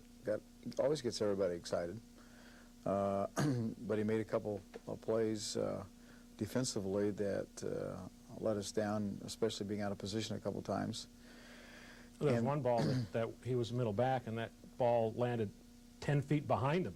And just landed in bounds. Yeah, that's exactly. And there was some miscommunication between he and Brian. That's the reason that happened. Brian Harris, who was in the game at the time, and Javi told me that. But the big reason to put Brad back where he was at, if you noticed at the beginning of the match, once again in my infinite wisdom, they should all take all the pens and pencils away from me between when we play and then when we play, because I sit down and I look at all these different lineups that are a lot better than what we've been using. And what are we? 8-3 and 8-1 in the conference, 13th in the country, and I think we have to change the lineup. And I did that and put Brad at the opposite. And what happened? We lost. So in re-entering Brad back in the lineup, we put him back on the left side where he's comfortable. As a matter of fact, he and I have had that discussion this week about where he's comfortable. And he's most comfortable there, and he went in and did a good job. Yeah. But also, I think just having a senior back in when we're down like that, 2-1 at home, putting the senior back in helps. Well, you know, also, and if you go back and look at the tape, especially in Game 5, the one we came back and won, we put Justin Luna and left Justin in at the opposite for Wayne. And Wayne gives us much more an offensive threat as well as a serving opportunity to score, even though Justin has been serving real well, as you know. He didn't serve well Saturday, but he has been serving real well. But Justin gives us a third passer if we need one. He also is a much better defensive player and handles the ball much better than Wayne does. And there was a critical rally in that rally game when we switched sides, a long rally that Justin made just a great play on to keep the ball alive, and then we went ahead and scored from the left side. And so I think leaving Justin in the game was real critical to our success, especially in a rally game where you really can't give points away because, as you know, everybody scores every time you serve. That's right. And Gordon Mayforth, the coach of Loyola, afterwards I met him in the stairway and had a short exchange with him, and he said, you know what the difference was? And I said, no, what was the difference? He said, senior leadership. And that's kind of interesting because we've been such a young team for so long without seniors that we've not really had an opportunity to talk about our seniors actually leading the team. Well, I think there are two factors there. One was Brad came back in and was real stable after we'd taken him out. The thing that Mike Tremolin did Saturday night and also did Friday night was his serving. You know, he's gotten to the point where he can serve that short ball really well. And, of course, we got on him a little bit because we wanted to serve number 3 short and then deep because he passed the ball at a fairly low level. And, of course, Mike served it short and I got all over it because he served right where he could pass the ball. But Mike has really done a good job with his float serve, moving people around. And then, of course, at the end of Game 5, Chris Gislin did the same thing to Schultz, Gordon's player that he has to really count on. Schultz served one out of bounds, if you remember. Jump served out of bounds, and then we got on him. Number 3, we're talking about from Loyola's team. We got on him, and he shanked 2 or 3 balls, hit a ball in the net from the back court. And as a matter of fact, to match point, we served him, and he sort of hit overpassed the ball, and Hector Soto put it down. In the last segment of the show today, we'll want to talk a little bit more about that come from behind at 11-6 in the 5th game, because that was an exciting 5 minutes at the Gates Sports Center. But immediately when we come back, we're going to have Coach Dennis Johnson on as our guest, so please stay with us.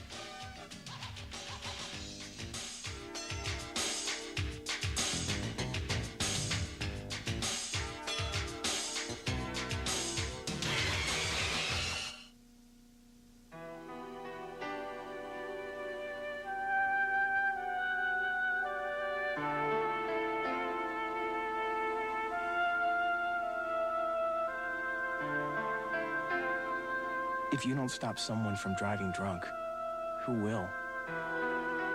Do whatever it takes.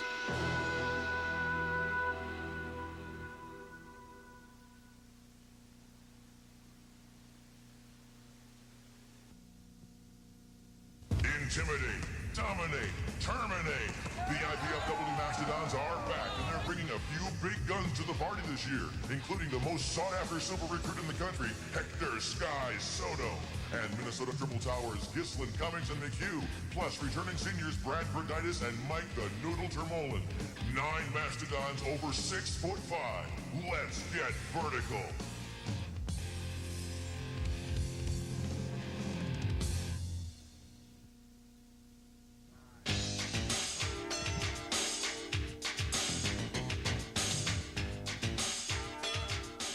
Welcome back to the Arnie Ball Show.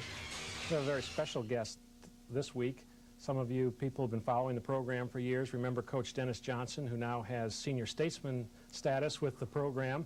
He sits up in the stands and afterwards tells Arnie everything he's done wrong, and Arnie appreciates that because he, especially after a close match, even if we lose, especially if we lose, he really enjoys having all of his mistakes pointed out to him by a good friend like you, Dennis. That's pretty much it. Unfortunately, he doesn't listen very often. He doesn't listen to you? No, he doesn't. Does Why he is listen that? to you? Oh, he listens to me all the time. Does he? He has to. I sit next to him on the bench for 2 hours every Friday and Saturday night. He's got to listen to me.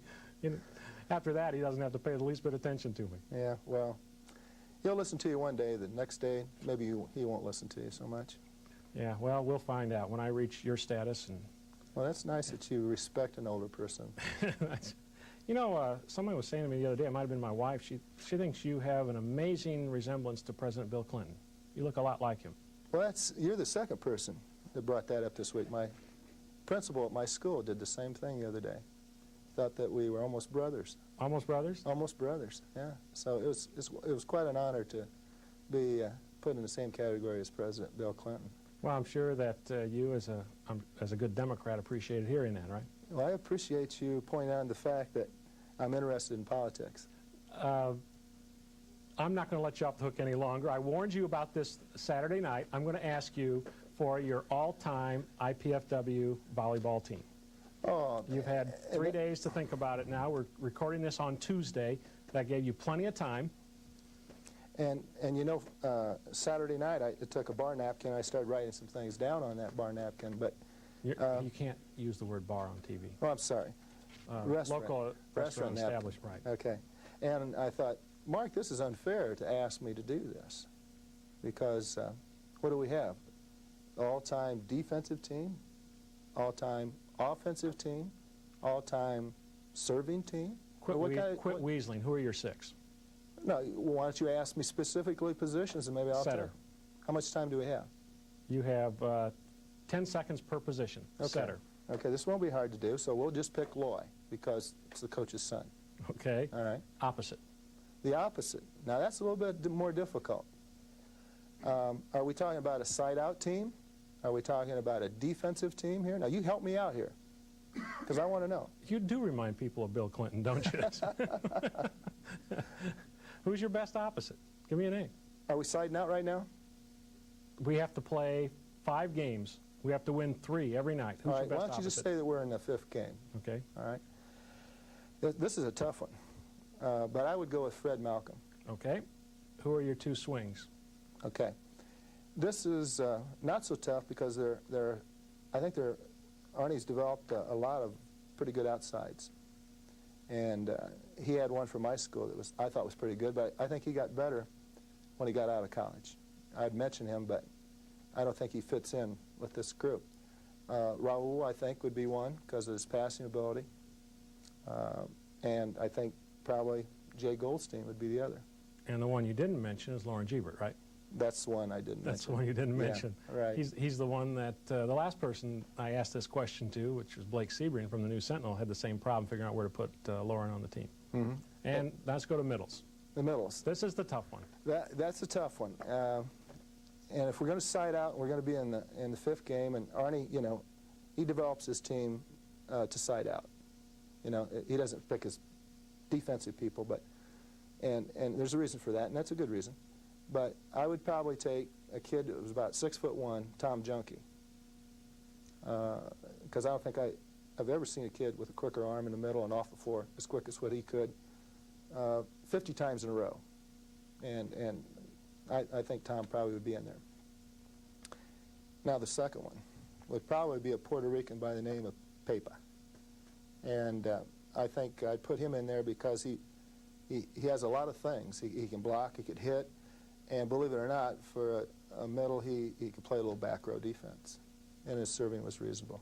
Let me throw out a couple other middles. Okay, I know what you're going to say here. I want your favorite middle, Neil Day, who you like so much that when he forgot his shoes in Hawaii, you went and got him for him and drove across town in rush hour traffic because we're playing for an NCAA championship, and Neil forgets his shoes. Is Neil in town? Neil's moving back to town, I understand. He won't see this show? No, he won't see this show. Okay. Well, I had Neil down too, but Neil had a lot of he could do a lot of things well, and he could also do a lot of things wrong. But he had the enthusiasm for the game. You know, we went to the Final Four one year with him.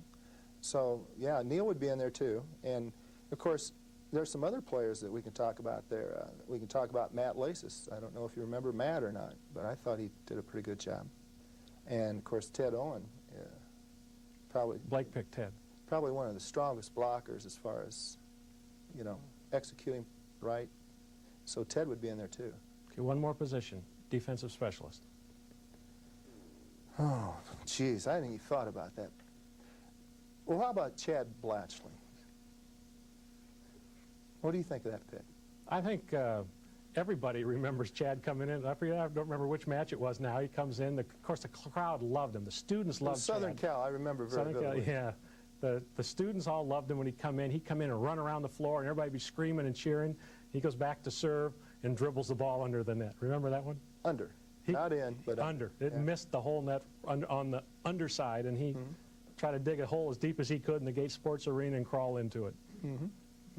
But that was so memorable simply because it was so unusual. Chad came in and made great defensive plays for us. He had the California mentality on digging balls, and Coach Baugh would put him into the lineup at the tail end when we were down 13, 14. We got to those points, and we needed somebody to dig a ball, and Chad could usually do that. Are you going to ask me another question? Yeah. What about the most versatile player that I've seen in 10 years here? Have you asked your guest that? I was going to ask you who you thought was the most coachable player, but you can answer most versatile. Well, I'll ask you. Who do you think? Is the most versatile player that you've seen here? That would have to be Quentin Spiegel. Quentin Spiegel. That's interesting. Spiegel. That's real interesting. Who would I had you a pick? couple people. I thought Norman could probably do a lot of things. And I think Jay Goldstein played every position. I think Jay was probably one of the most versatile players we've had. He could do about anything. And of course Tony, we can't forget Tony Looney. I mean, he had a terrific senior year, and he was able to do a lot of things too. I mean, coached during Southern Cal. put him in the middle, if you remember one time. Never played there before. And he did okay. So you can't forget those people. No, we can't. In fact, Greg Schmitz is a big Tony Looning fan, and Blake didn't pick him. He's yelling into my earphone, "What about Tony Looning? What about Tony Looning?" Coach Dennis Johnson, formerly with the program and now the senior statesman of IPFW volleyball, is our guest today. When we come back, Arnie and I will look ahead to the Lewis match tonight, but also do a little more review of the Loyola match last Saturday night. So please stay with us.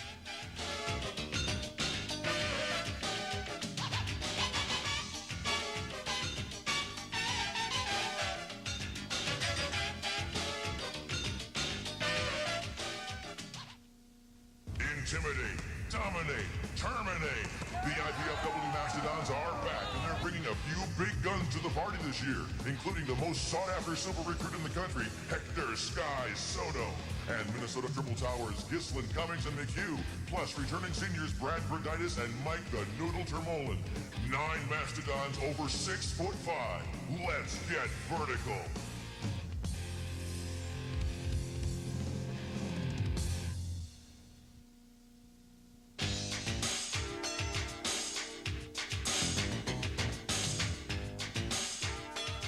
Welcome back to the Arnie Ball Show. Arnie, it's kind of nice to sit here and listen to Coach Johnson tell us who he thought were the best players of all time and do his best not to answer the question even after he'd been forewarned and had plenty of time to think about it. Yeah, he kind of reminds me of someone else on this show. It avoids answering questions when we ask them of you. Who is that? I ask the questions, you answer them. That's the way the show works. I think you ask and answer the questions both. Well, sometimes I have to because you don't seem to get around to it. I have to provide the answers. That's because I don't know the answers. You ask too hard of questions. Let's go back to Saturday night. We're down 11-6 in a rally score game. Of course, rally score is like overtime for volleyball, which means every serve somebody scores a point. And at that point, you're kind of in deep doo-doo, aren't you? I prefer that the score's the other way around than the way it was Saturday night. That's right. That was an amazing comeback. It was a great comeback. Not only, and to go after and break down their #1 player, Schultz, was certainly a strange thing. That would not have been part of the game plan before the match. But the other thing was, during that time, not only did we have to break someone over there, but we had to not make mistakes. Because any mistake we make immediately becomes a point for Loyola. Well, the pressure certainly seemed to get to Schultz in particular. I thought the ball he jump served out of bounds, and I believe at that point the score was like 12-8 and gave us .9, was maybe real critical because we didn't have to do anything to get the ball back. I went through and did some analysis of Game 5, and we actually, the 15 points we scored, we actually earned 11 of them. That's by, a service ace or an overpass we were able to kill the ball, or we side out and killed. And of the 12 they got, they only had to earn 6. So we actually played a lot better than they did in regards of earning points. And of course the other thing that happened, I thought, was there was a long rally in there and we won. And usually teams that win long rallies end up winning matches. And the third thing then was that we were able to block some ball. Chris Gislin and Mike blocked one, Chris and Ryan blocked one in really critical times when we were serving. And of course, when you serve, you either got to block balls, serve an ace, or dig in transition balls, and we did all 3 of those things pretty well. And then won the match on an overpass kill.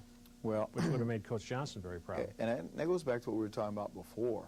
I don't think he would have liked the way we killed the ball, but it went down. So, Coach likes to see him go bounce, and Hector's didn't bounce, but it went on the floor.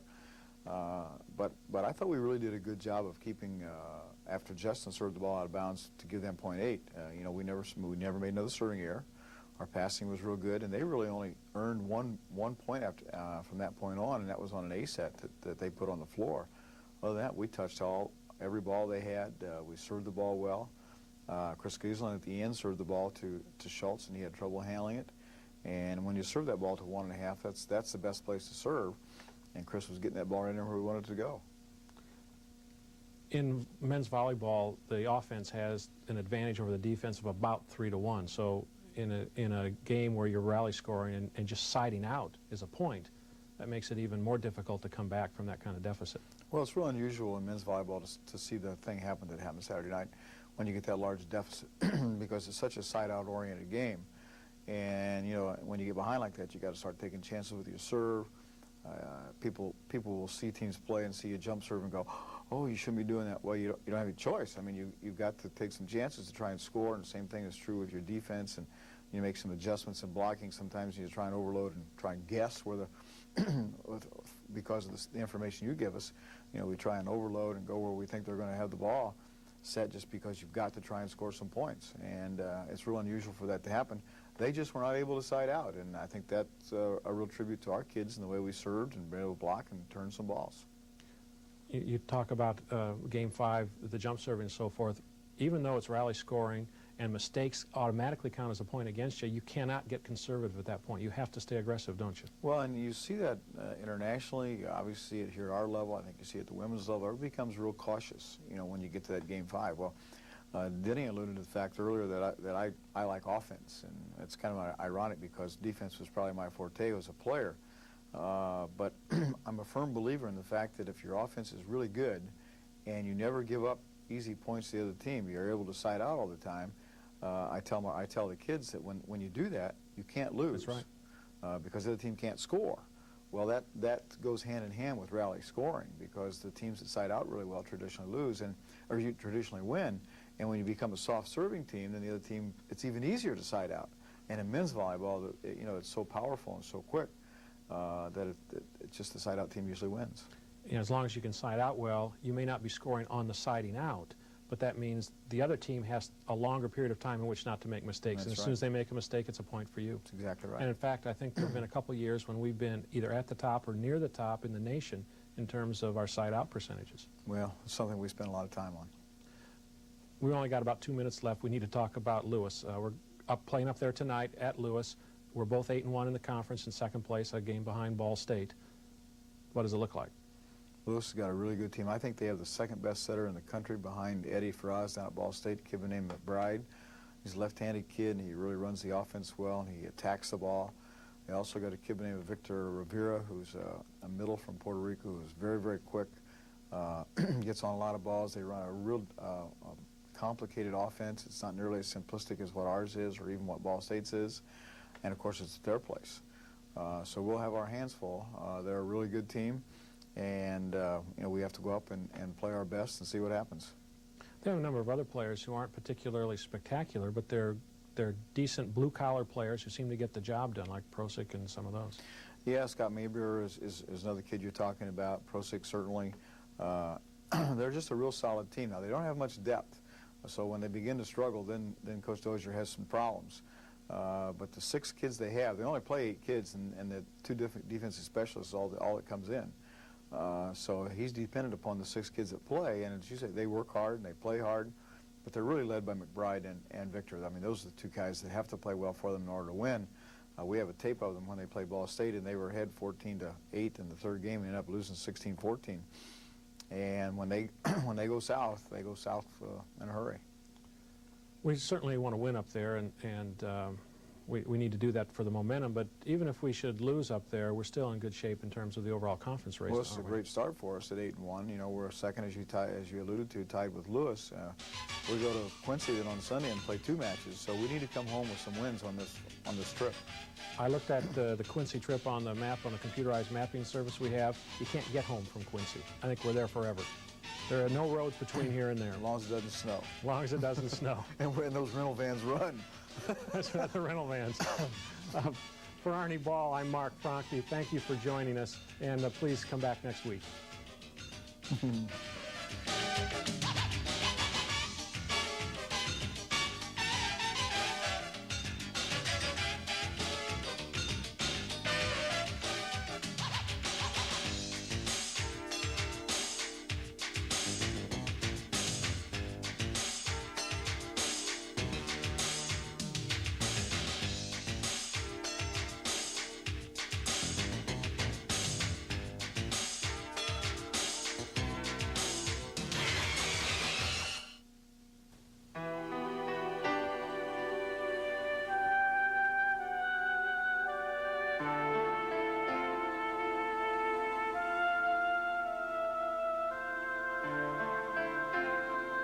If you don't stop someone from driving drunk, who will?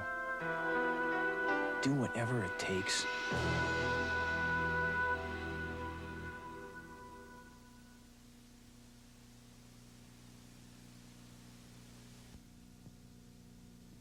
Intimidate, dominate, terminate. The IPFW Mastodons are back, and they're bringing a few big guns to the party this year, including the most sought-after super recruit in the country, Hector Sky Soto, and Minnesota Triple Towers, Ghislain Cummings and McHugh, plus returning seniors Brad Berditis and Mike the Noodle Termolen. 9 Mastodons over 6'5". Let's get vertical.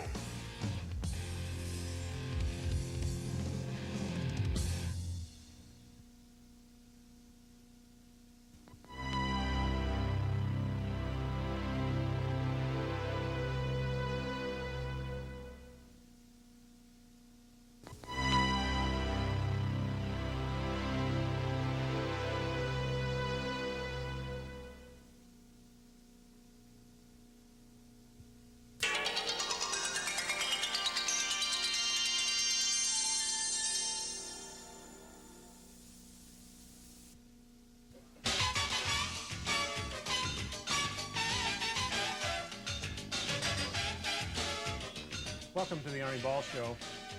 Today we're going to talk about an important Ohio State match that's coming up. We're going to review what we did last weekend in the state of Illinois, and our guest is freshman Mike Cummings. So please stay with us.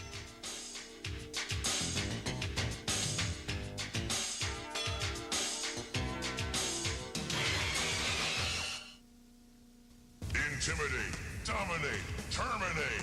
The IPFW Mastodons are back, and they're bringing a few big guns to the party this year, including the most sought-after super recruit in the country, Hector Sky Soto, and Minnesota Triple Towers, Ghislain Cummings and McHugh, plus returning seniors Brad Berditis and Mike the Noodle Termolen. 9 Mastodons over 6'5". Let's get vertical.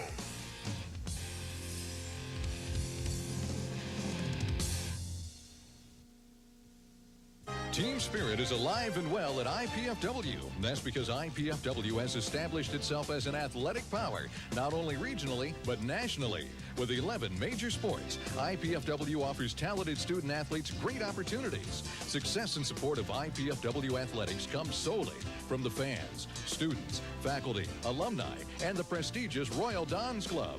The Royal Dons Athletic Club has over 500 members who financially support IPFW athletics, enabling the university to provide scholarships to deserving athletes. Members will receive one or all of the following: season passes to all sporting events, special seating, hospitality room, plus Royal Dons apparel and gifts. Be a part of the winning tradition. Join the Royal Dons Club. We need your support. Call IPFW Athletics. Get into the team spirit.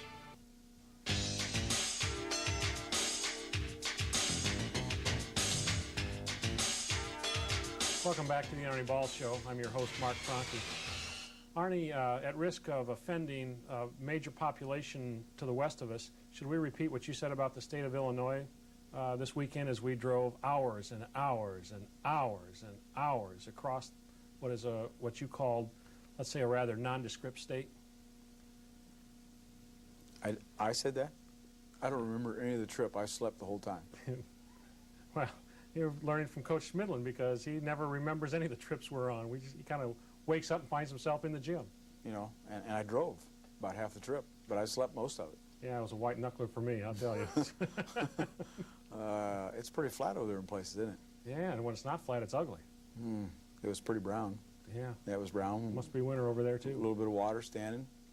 I mean, it was just lots of, looked like cornrows, you know, that had plowed under. Just lots of those. Lots of them. Probably the only good thing you can say about driving all the way across the state to get to the town of Quincy is that at least we got 2 wins out of that one. Did we? Oh, yeah, we did. We got 2 on Sunday, right?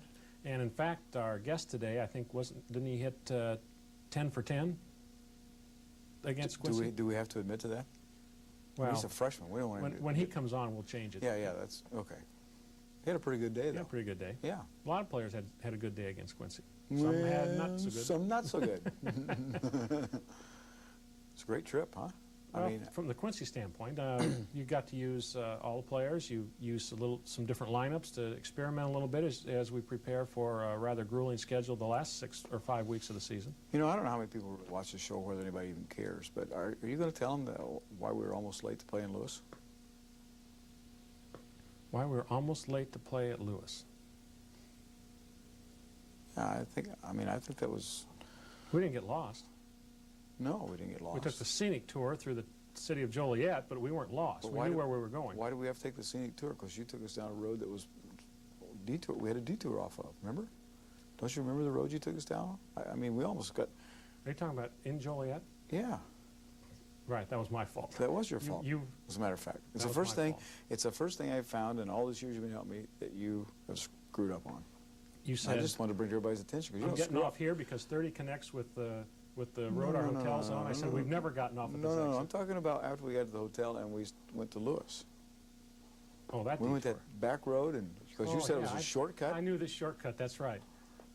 I didn't know that there'd be 6 fire trucks and a couple of ambulances blocking off that shortcut. You know everything. Well, I'm really disappointed. So we're almost late getting there. That's why we lost. See, I knew that shortcut across the back end of the prison, which sits next to Lewis University. Oh, where were we at? What were we talking about? We're talking about Quincy because we'll get to Lewis in a minute. Let's talk about Quincy and start off on a high note. We won 2 games down at Quincy. We did. And there were some things that you liked about that match, certainly. Well, I liked the play of Javier Escobar. You know, Javi played good up at Lewis on Friday night. So Javi got a chance to start down at Quincy and played both matches and played real well. I was real pleased with Javi's play on Sunday in particular. You alluded to earlier that Junior played well. That's Mike Cummings, and you'll talk to him a little bit. Real pleased with his play right now, and he's been getting a lot better. Certainly. Brian Harris came in and did a really good job again. Now, that might have been because Mom and Dad are there or Uncle Les was there or something of that nature. I don't know. But Brian came in and did a good job. So those 3 guys did real well. What I want to ask you, with Uncle Les Fogel, right? Mm-hmm. That's correct. From an old Monroeville boy you grew up with. He still has all his hair, I might point out. But he has a lot more. There's a lot more of them. Other That's right. kinds of things, too, yeah. Yeah, well, okay. But anyways, he lives in St. Louis. Maybe that's the reason. That's right. He comes and watches his nephew play, and he has to go back home to St. Louis, and he leaves before the last game of the second match, and you immediately yank Brian out of the game. Hey, you know, I'm always looking to fundraise or to make friends on the road, so when family shows up, kid gets to play. Family leaves, kid's out. Mike Cummins had his whole clan there, I think. There was a bunch of them there on Friday night. He got to play. He got to play. Remember? That's right. Yeah, he got to play. Of course, he had to come back out, but he got to play. I'm a little nervous about what George Iacobu's going to have show up because he wants to play. Can you imagine him bringing his old group from Greece? I think what we'll do there is take the team over to Greece. Take the team to Greece, and then we'll let George play the whole there. time. What do you think? I think that's a great idea, don't you? That's a real great idea. Yeah. Probably got to be better than driving across Illinois. I don't know. We could probably drive to Greece if we figured it out. Yeah, right. Can't get any more lost there than we did anywhere else. Yeah, maybe that's where Ron Pickenu could come and help. You know, help That's us right. figure out how we could drive all the way to Greece. By the way, we didn't have any trouble. Oh, yes, we did. Yeah. I'm sorry. I They take had it all a bad back. tire on that rental van. You know, we rent the vans and we still have problems. So Ron's theory is correct that you break whatever van you touch. And that's why you can't have his Wait a minute, anymore. was I in that van? You were driving it when the tire went down. Maybe Ron's right. Ron is right. Lewis University. Big match. We're playing for second place in the conference. We're each, 8-1 at the time. And we didn't come out so well. As I'm unable to sleep on Monday night for some odd reason, and I'm watching video at 3 o'clock in the morning going, why did we lose to Lewis, which is the first time I looked at it. We really didn't play too badly at times. Passing broke down a little bit. Our serving was inconsistent, but it's been like that, and they had more service errors than we did. Our inability to put the ball away in the middle was probably as important as anything. Yeah, we had some bad passing streaks, but so did they. And our inability to prevent their middle from putting the ball away. It was a total opposite there. And that's we talked about it before. That's been something that's been a real problem of ours all the whole season. And of course, when they got to Victor Rivera up there, who was probably the quickest middle in the conference, he gave us a lot of trouble.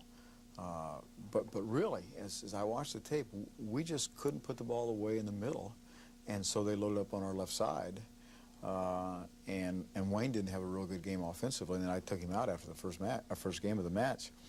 But you know, in game 2, 8-8, and then we didn't turn a couple balls. You keep track of all that. You know, we haven't been turning free balls very well. And in game 3, the scores tied 12-12, And I went back and looked at the videotape. The ball did not touch our block. You know, the referee made that call that we touched the ball, and we did not touch that ball. I mean, if we'd have won Game 3, the whole thing could have turned around. So I'm disappointed in the fact that we lost and the fact that we didn't play very well. But those scores aren't indicative of, I think, how the two teams match up. One of the things my wife always asks when I call her to tell her how we did, she wants to know, how many games did it go? And I keep telling her, that's not the important thing about a match. You don't know how close a match was simply by knowing, did you win in 3, lose in 4, or whatever. You need to know individual scores as well as how the flow of the game went. You know, even sometimes the score is indicative of how close it really is. When we come back, freshman middle Mike Cummings will be our guest, and we'll talk a little bit more about the weekend because Mike saw a lot of playing time. So please stay with us.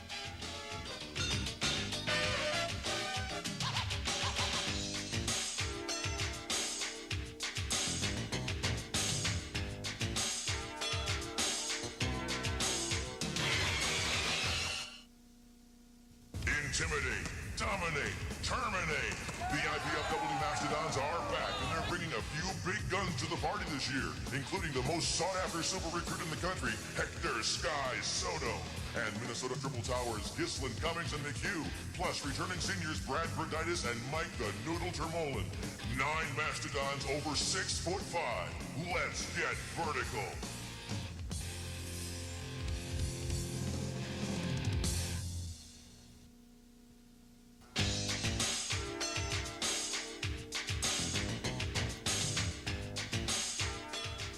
Welcome back to the Arnie Ball Show. Our guest this week is freshman middle Mike Cummings. Mike, another one of our Minnesota connections. I think what the team's commercials calls you is one of the Triple Towers. Triple Towers. That's right. I was thinking of Twin Peaks. I didn't quite sound right. Triple Towers from Minnesota.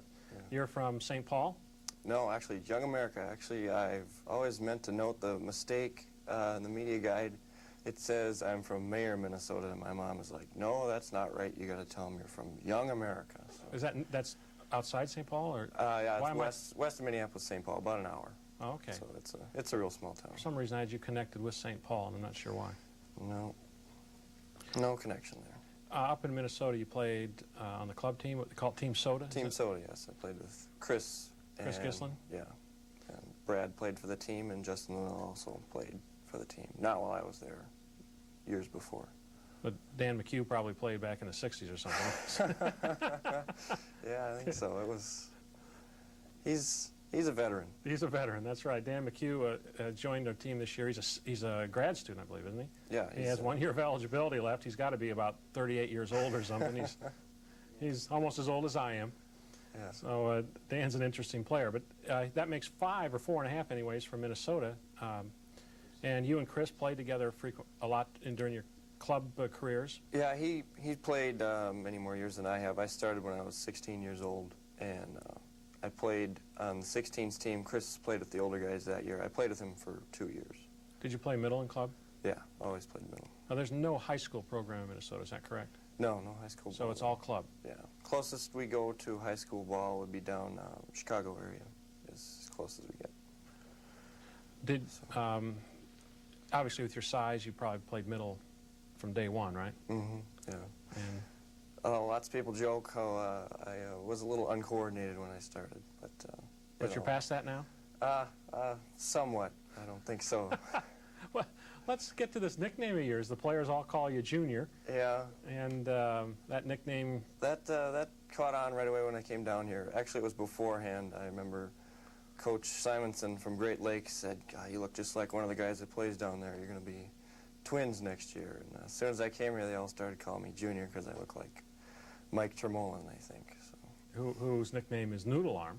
Yeah, I don't want to be nicknamed Noodle Arm, though. Well, I understand that... Junior I can handle. I don't want Noodle. Just to prove that you don't have a noodle arm, which to a volleyball player means kind of a floppy arm, doesn't have a lot of power to it. Yeah. You proved that in a rather emphatic way with Coach Ball the other night in practice.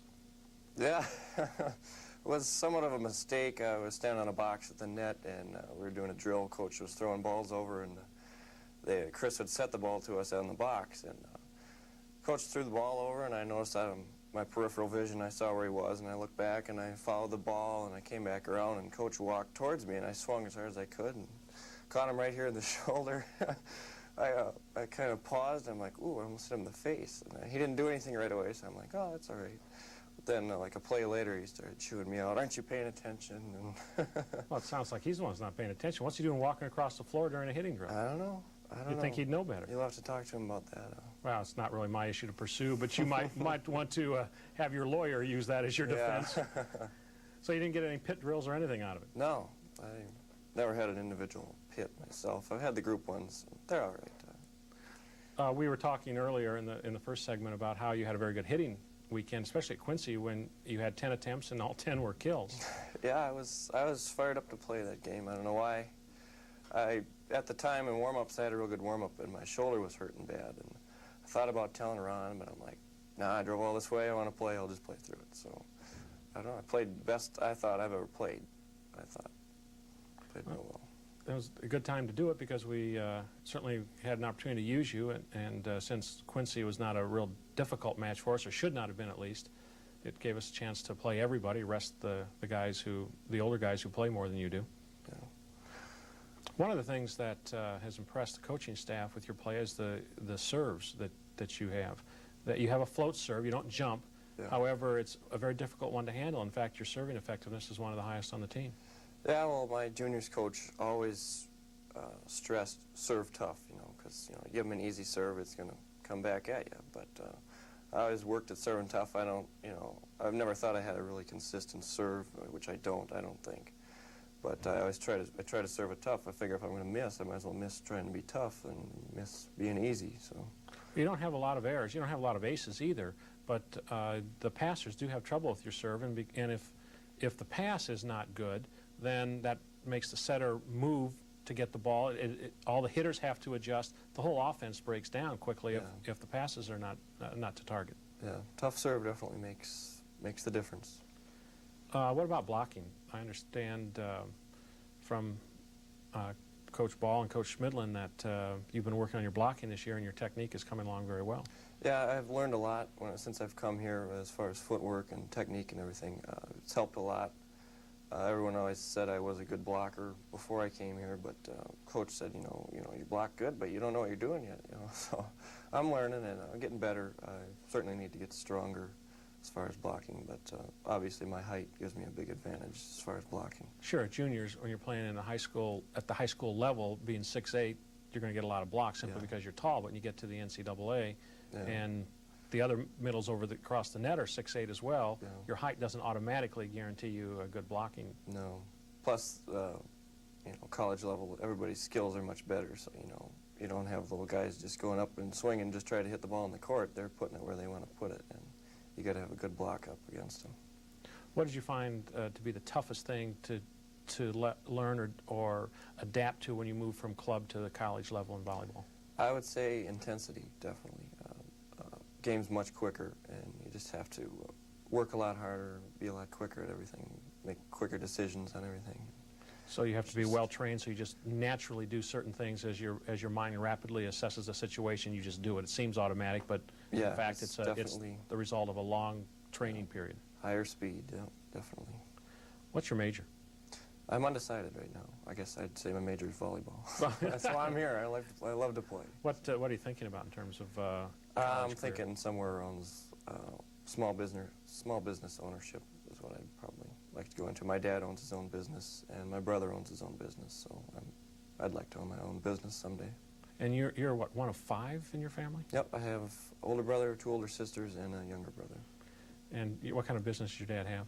He owns his own printing envelope business. Okay, specially printed type of thing, or just strictly envelopes? No, he prints print business cards or folders. Junk mail is what you call it, I guess. And so you're thinking maybe business is for you? Yep. Well, good luck. We have a nice business program. I'm a graduate of it, so you see how I turned out, right? That was, I'm sorry, that was freshman middle hitter Mike Cummings. And when we come back, Arnie and I will talk a little more about Lewis and also about Ohio State. So please stay with us.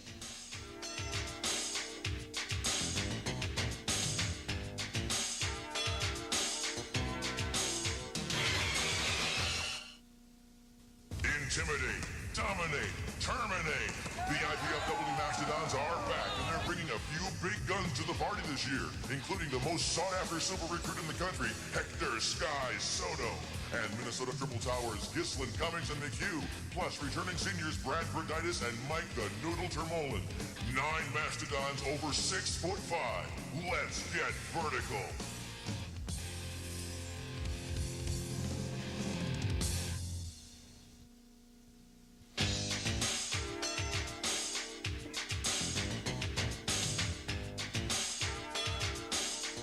Welcome back to the Arnie Ball Show. Arnie, talking to Junior the last segment, everything I brought up is something that you told me that he was improving on. You were very happy with his development so far. Coach Schmidlin's doing a good job with his training. 2 things in your conversation with Junior. Number 1, we'll take care of the fact that he's never had an individual pit. Should we explain to people what the pit drill is? That's where I get a kick the hell out of them. Just me and them. As simple as that. They have to chase balls all over the place. And when I get tired, then they quit. If this were a concentration camp and you ran a pit drill, the American Red Cross would probably, or Amnesty International or someone would probably cite you. Probably. That's the reason we have a closed practice. Okay. Nobody can, so number 1. Second thing. We should say the pit drill is where, for what, 30 seconds, you have a whole basket of balls, and you just hit them as hard and as fast as you can at them and drive them all over the court. Until I get tired. And at my age, I never wear out. My experience, I never wear out. That's true. And usually... That's why it's timed. Usually, that's right. And usually we tell them it's for aerobic conditioning. Aerobic conditioning? I mean, that sounds good. You know, it sounds real theoretical or something. You know, it's a nice package. That's right. Actually, it's just because I'm mad at him. Second thing in Junior's case, the reason he doesn't have a jump serve is because he can't jump. Well, you know, as tall as he is with his long arms, he doesn't have to jump very high. Doesn't have to jump like Javi. But you know he doesn't have a jump serve. So, well, that's the reason he's got such a good float serve. Let's talk about jump serve versus float serve, because we've kind of gone away from the jumpers. Early in the season, we had nearly everybody jumping. We had a lot of service errors, but we also had a lot of aces, a lot of broken plays, and so forth. And now we've gone to mostly float serve, and there are very few that jump anymore. And we've cut down the errors, certainly, but we don't have nearly as many aces anymore either. That's you and Dave's fault. I want him to jump. I just chart him. And you guys keep saying, you give the we signal. make all these errors, keep them down, keep them down. Actually, we talked about that early on Monday in practice a little bit. We need to get back up. We got a couple sore arms. You know, I think that has a little bit to do with it. Javi and Brad, I talked to Brad Monday, and we're going to put him back up. Hector's been really consistent. Chris Gislin's been the most consistent jump server we've had, as far as consistency is concerned.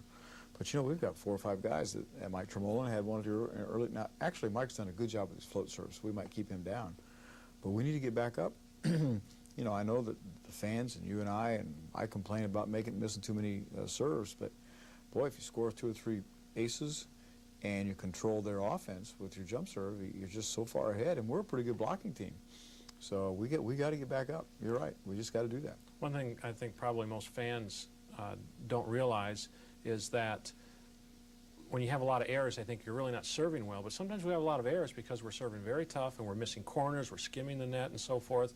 And we have a nice ace-to-error percentage and a nice serving effectiveness rating, which helps break down an offense. And if you break down the other team's offense, you score points. Well, the one thing you alluded to that the fans can at least equate to is the ace-to-error thing. You know, we like to go 2-to-1, 2 errors to every ace. And if we can maintain that, now obviously you do charting with our serve, and we have a goal for that kind of thing, but it's a little harder for the fans to understand that part. But if we're able to get that 2-to-1 and maintain that, we score a lot of points, and it just makes playing the game on our side so much easier when you do that. Basically, what Arnie's saying is that if we were willing to give up 2 service errors for 1 ace, so if a player gets an ace, he gets 2 errors, we're happy because we know we got a point off of that. Yeah, the only thing we don't like is when you serve a service ace and serve a service error right after that. Especially when that service error hits the lower third of the net or it heads into the stands. So obviously there are some times when you have to be a little more cautious in regards to your serving, but for the most part you need to be very aggressive whether you're a floater short or a jump server. And once again, as the fans look at it, if we go back to the Loyola match, and it was somewhat true against Lewis in the third game. Mike Noodle, Tamolan, I forgot his name, was very effective serving the ball short. And you might look at that and go, geez, that's not very aggressive. But actually it is. If you can serve that ball just so it crosses over the net, just so it disrupts our offense, it does the same thing as a real hard serve. Their swing hitter has to come up and take it, in which case he's out of his offensive pattern. Or if the middle handles it, then he's not in position to and that's approach. A very good serve. So that's really an aggressive serve, but it's a soft serve. And it hurt us, too. Ball State did it to us. Ball State really hurt us with it. One more comment. Let's go back to Lewis for a minute. We talked in the first segment about how even though we lost in 3, the second and third games were very close. There were 2 points where it could have turned and we could have won, and winning either of those would have made it a different match. The one thing that we talked that night after leaving the gym was that they have to come down to Fort Wayne and play, don't they? Well, yeah, they come down in April. As a matter of fact, it's our last regular season match, and that match could determine some placing in the conference. Second place in the conference, assuming Ball State continues to beat everybody. You know, we'll get a chance to play them again, and certainly, I mean, I think we match up with them pretty well. We just have to get better in the middle, a little quicker, and make our serving a little better. But we have a lot of matches to play between now and then. In fact, we need to talk about Ohio State briefly. We're taping this on Tuesday, and we play Ohio State on Wednesday, so we can't really tell them how it's going to come out, although before we started, we talked about let's just pretend we won and give them the scores and everything and see how close we are. But in actuality, we don't know how we've done against Ohio State because we're taping this before going over there. That's an important match because we beat them last time, and if we beat them again, we've pretty well assured ourselves one of the top 3 spots in the conference, which is important for conference tournament seeding. Well, it really is, Mark. We've talked about this before. Every one of the conference matches we got left is real important. We need to win 1 or 2 of these, or all of them. It'd be nice to win all of them to assure ourselves one of those top 3 seeds in the tournament. Excuse me. We're already assured of being in the top 4. No matter if we lose all the matches, we're going to be in the top 4.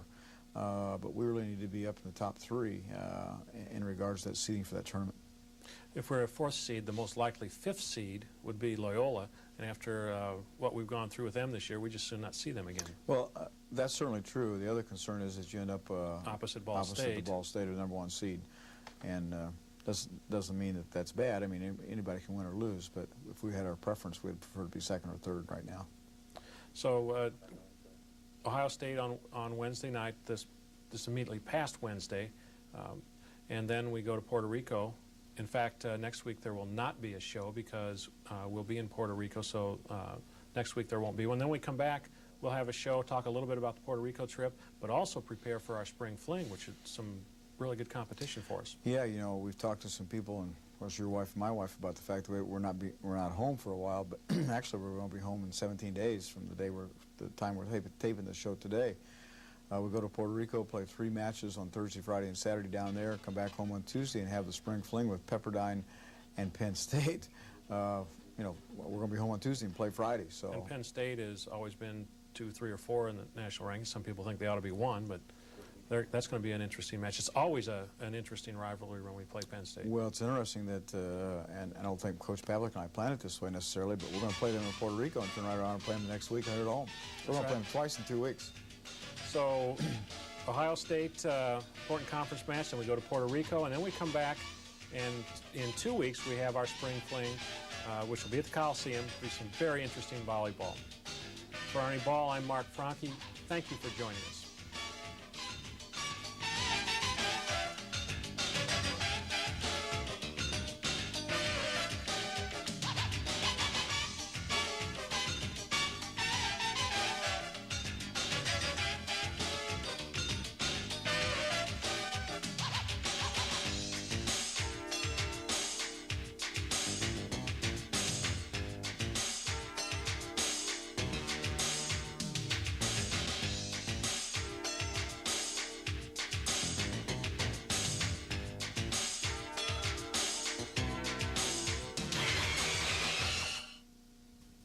Intimidate, dominate. dominate, terminate. The IPFW Mastodons are back, and they're bringing a few big guns to the party this year, including the most sought-after super recruit in the country, Hector Sky Soto, and Minnesota Triple Towers, Gislin, Cummings, and McHugh, plus returning seniors Brad Bergitis and Mike the Noodle Termolen. 9 Mastodons over 6'5". Let's get vertical.